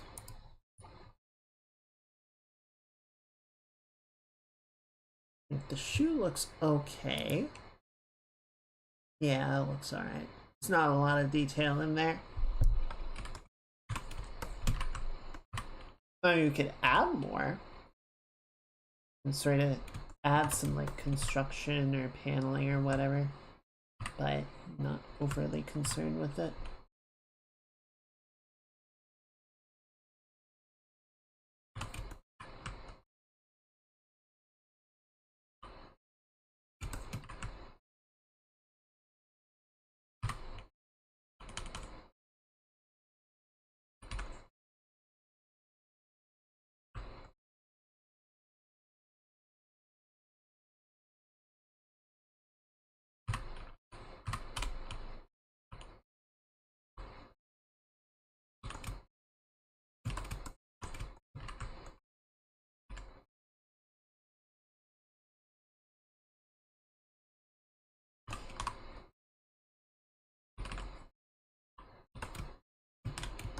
There we go. Alright, that looks pretty good. And then that looks fine too. Okay, I like that. I'll grab a little bit of this, kind of gene that. A little bit right there. Okay, that looks good. What else? Where else? Who else? Let's try and round this out a little bit more. To be a bit more bulbous.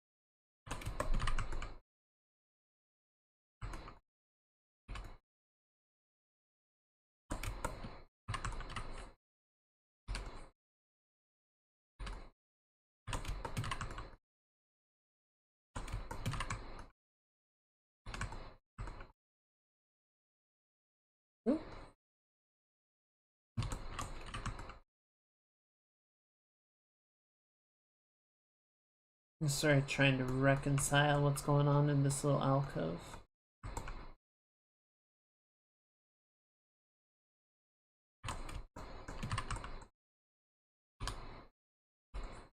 Okay, so tomorrow I will try and do a little bit of reading up on like blended animations in Unreal and such, so that I have a good sense of what we're going to be trying to do on Thursday. Some of that might be like educational material that we tackle on stream, just because I don't think I'm going to get through all of it. I'm definitely going to need a refresher.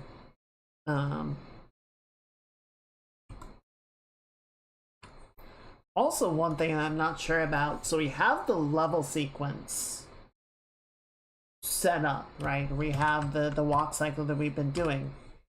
So that is not in its current form, I believe, something that we can apply to the character. I believe we need to, like, in some way save it out. Or not, like, save it out of the engine, but save it into a format that can then go to the player character's rig and actually work that way.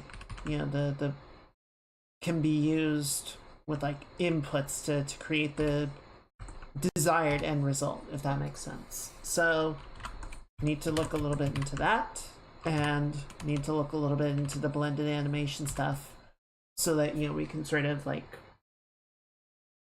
if we decide that we do want to do a sort of a thing where like the Jordan is like carrying, we use the walk cycle that we have, but then we have a different like upper body that she's doing. Actually, that is in the tutorial that we were following a little while back, because there's part of it where, you know, he has an idle animation of, you know, the character looking at his watch, and then blends that so that like the top half does that, you know, the character looks at their watch while continuing to walk, even though like the original setup was with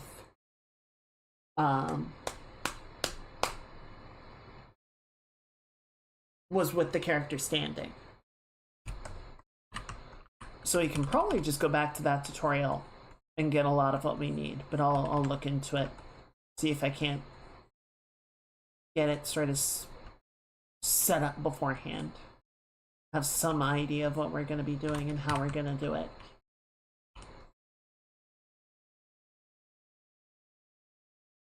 And hopefully I won't just get distracted by playing Star Citizen or working on the model. That's what that ends up happening a lot of the time. It's like, oh, I need to sort of hunt these things down or prep these things before the stream, and then I just get distracted with the stuff that sort of comes automatically.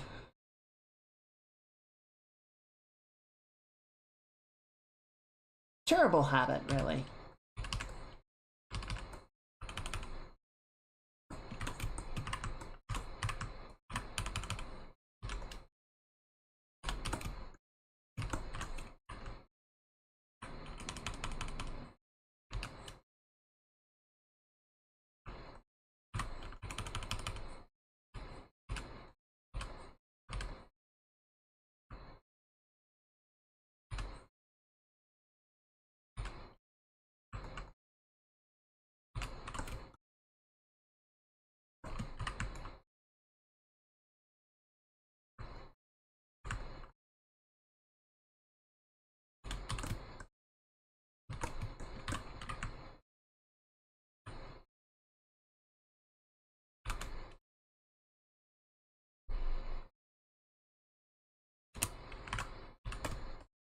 that shape a little bit.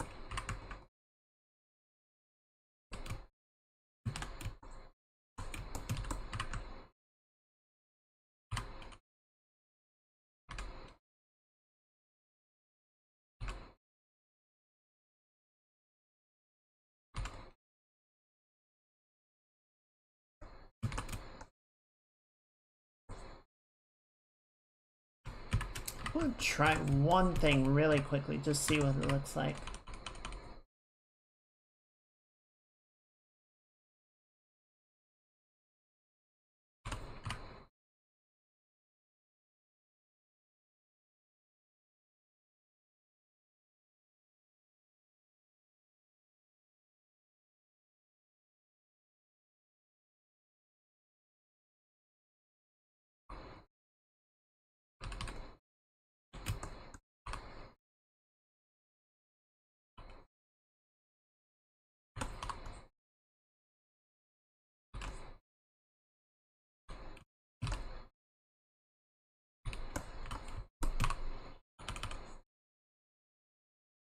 Kind of like it.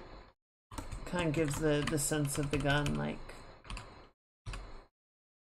kind of venting excess energy, like it's sort of about to give out too.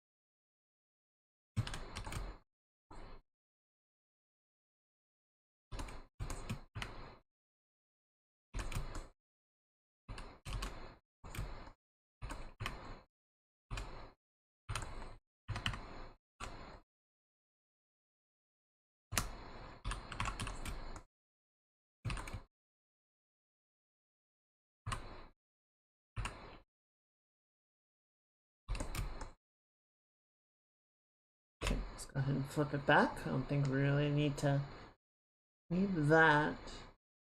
anymore. And then we need to hide. We're gonna get rid of this.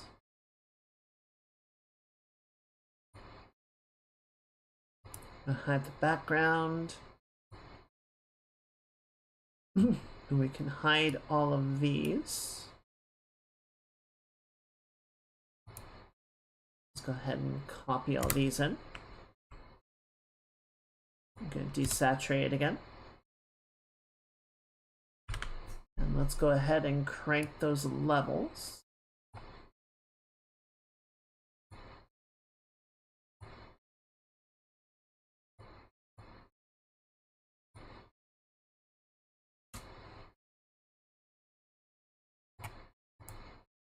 And bring that in here.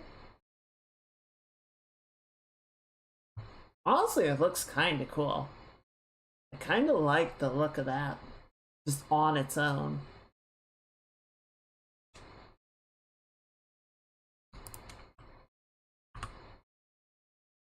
Just gonna save that out for my own enjoyment. Set that to overlay. Maybe 40%? Yeah. Add the background back in and all of our little in-betweens. Yeah, it's a cool look, right?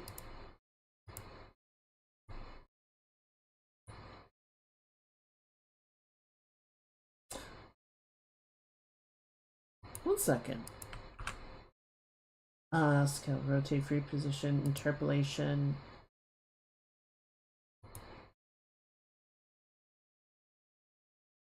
Okay. Let me try something really quickly on the side here.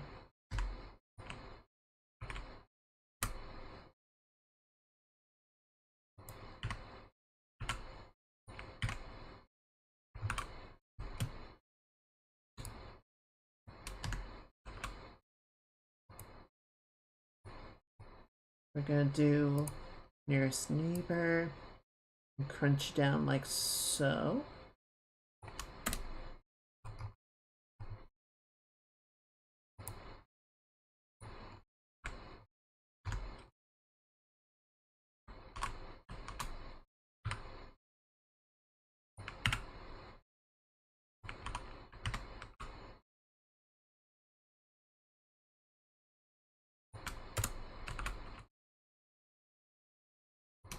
That might have been too too pixelated.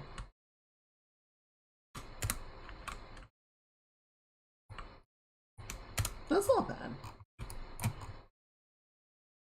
Gives kind of a cool old-fashioned look.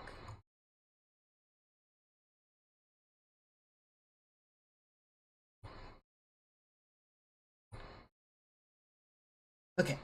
So let's put that there, and then you're gonna go right there, and that goes right there, and then we're gonna do a filter pass on the entire thing now. Overlay layer.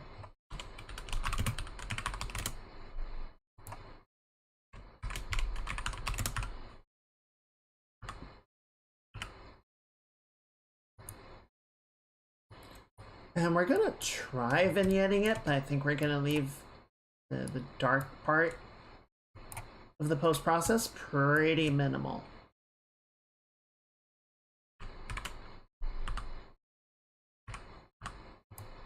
And really sort of lean into the brighter side this time.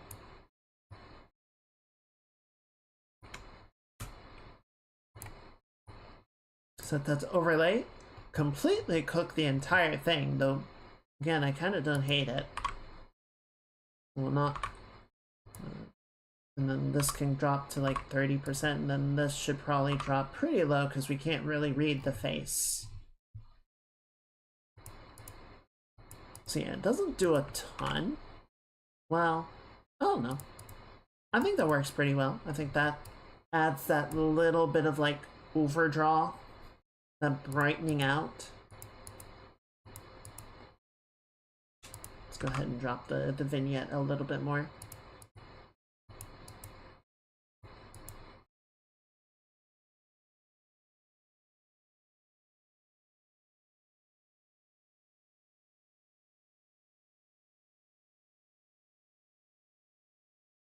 You're missing something, aren't you? Hang on.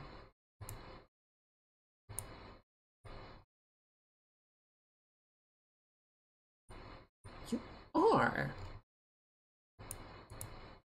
Oh no, it was this part in the back to sort of blend the foreground and the background of the explosion. Okay. That's what I'm thinking of.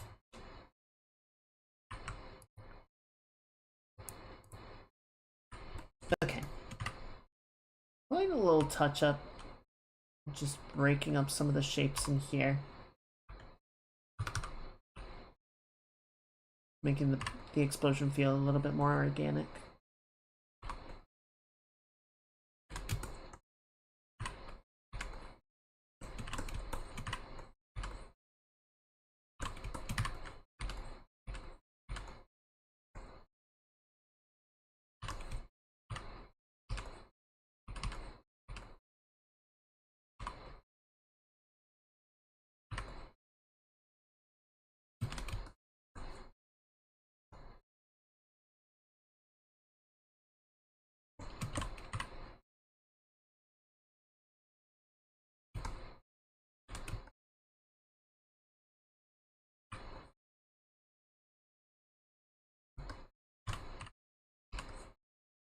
Getting rid of some of the visible strokiness of it, you know?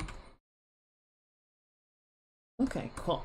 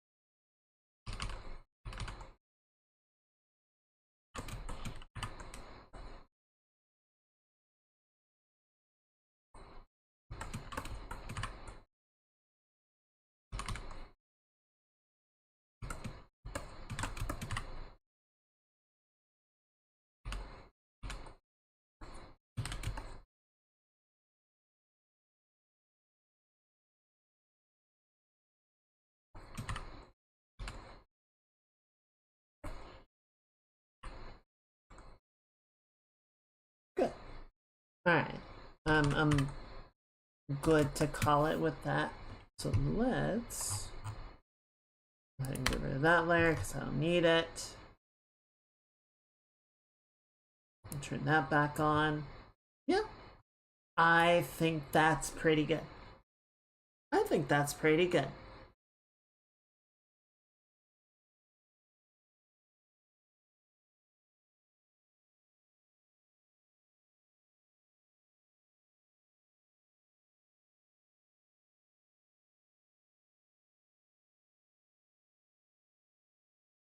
Yes.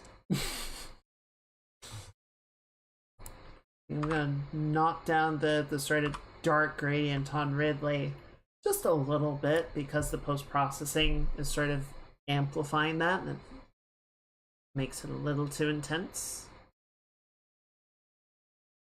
But I like the look of it. Just sort of double checking his details. I don't think we missed anything particularly important there. I think we got the shape of the talons and everything. Shape of the head is reasonably recognizable. We got the teeth, got the claws. The claws are looking good. We sort of got a little bit of the tail poking out. So yeah, I'm willing to say that looks good. I think pose came out okay.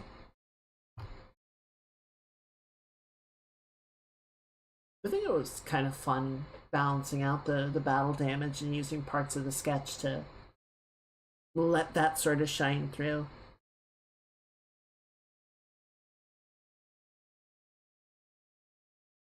I think the face came out pretty well also. I think the intense lighting sort of automatically washes out a lot of the detail. So sort of figuring out how to get that to play nice was interesting, but I dig it.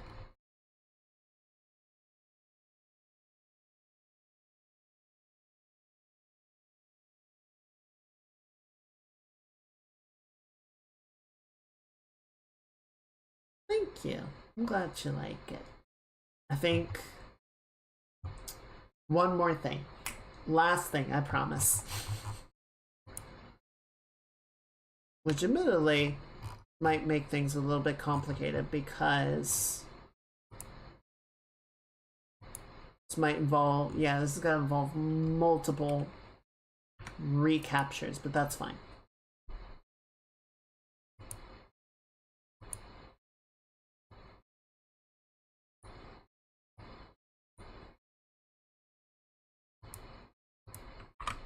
Did I delete something I didn't mean to? I might have. In any case, we're gonna have to redo that anyway. The one issue that I have here is that the eyebrow is a good shape,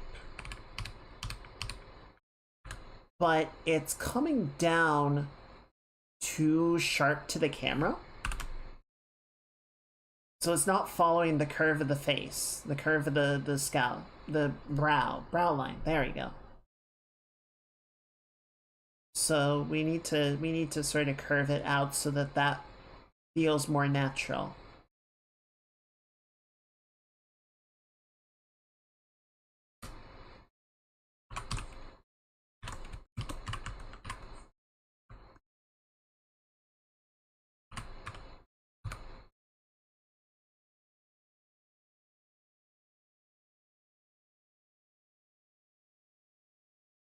It's a little bit thick and outliney at the moment.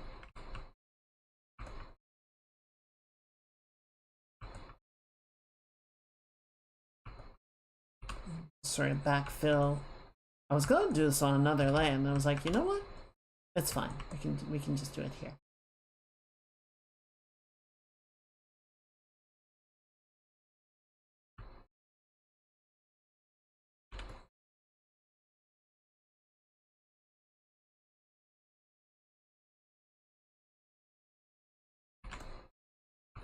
You know, I thought we were gonna end a couple minutes early. Of course we weren't. Of course we weren't. Of course we were gonna go a little bit over. Yeah, better.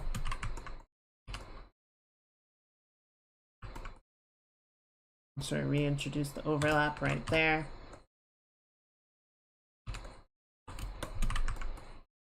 Just add a touch more break up to the edge of the ear. Just make it a little bit softer, a little bit more organic. Less of a mechanical edge.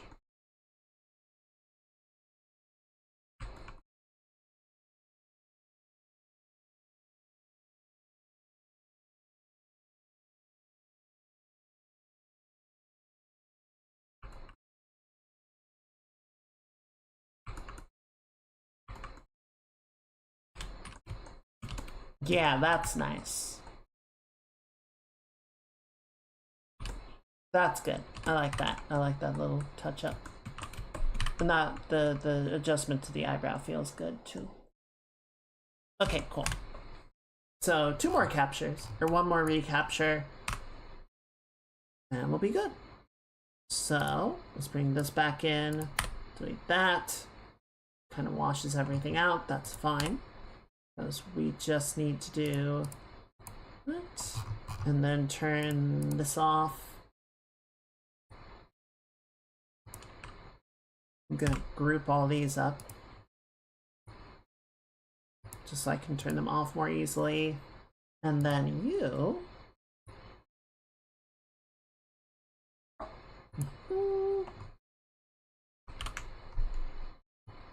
desaturate that. And then you'll go in here.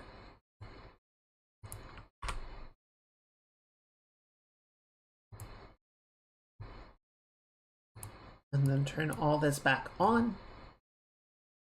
And 1 more recapture. All right, we need to do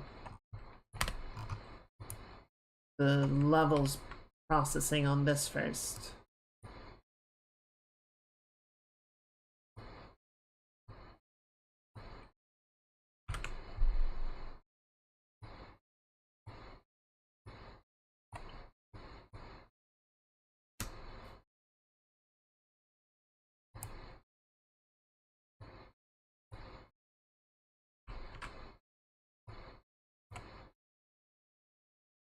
There we go.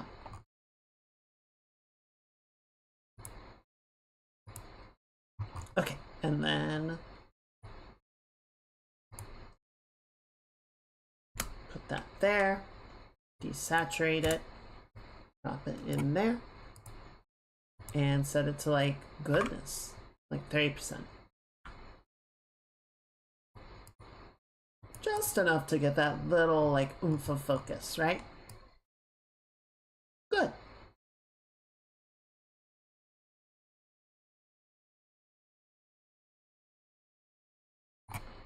Alright, which means the last thing to do, I'm gonna go right in here.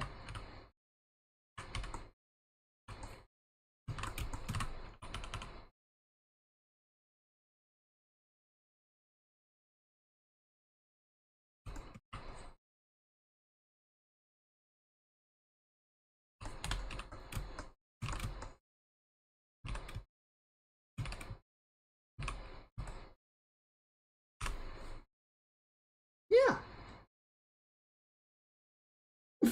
All those little touch-ups that we did right at the end are like completely invisible at the scale, but we'll know they're there. You know, if you actually zoom into like 100%, it's much more noticeable, right? It does pay off.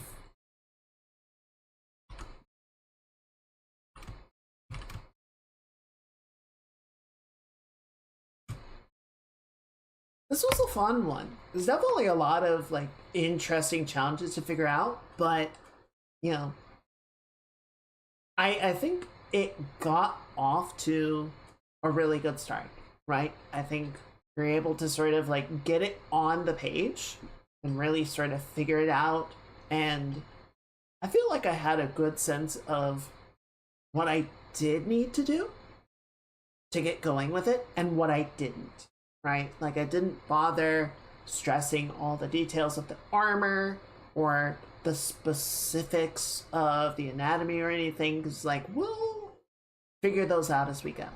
The main thing is just sort of making sure that like the blocking of the pose and the proportions of everything made sense. And I think we did a pretty good job with that. I think yeah, just sort of figuring out like the details of the armor and everything felt pretty good. Yeah, this was a fun one. This was good. And we've got a lot more. We've got a lot more in store in the near future. So I've got 2 more drawings for people in mind. So we will get to work on those. We've got the Star Wars piece to work on next month. We might have a commission or 2 rolling down the pipe pretty soon, which could be okay to stream. I will double check with them. One of them almost definitely, one of them maybe not, because I think it's for something that is upcoming, but I will confirm. So no shortage of stuff to work on going forward, and we will get started on the next one of those on Saturday. We've got more animation stuff on Thursday, so I hope to see y'all there for those. Hopefully chill fun times. Definitely fun, hopefully chill. We'll see. There is always a chance of scuff. But for tonight, we're gonna go ahead and wrap things up. I'm gonna go ahead and shut down the YouTube stream. Everyone say goodnight to the VOD squad. And we're gonna go find someone we can raid. Yes, that is the plan. I think I know who we are going to raid. If Boru is still up, we're gonna go celebrate the end of his debut stupid long stream with him. Yeah, it looks like Boru is playing Yap Yap, the insane wizard game, with a few of his friends. Bye!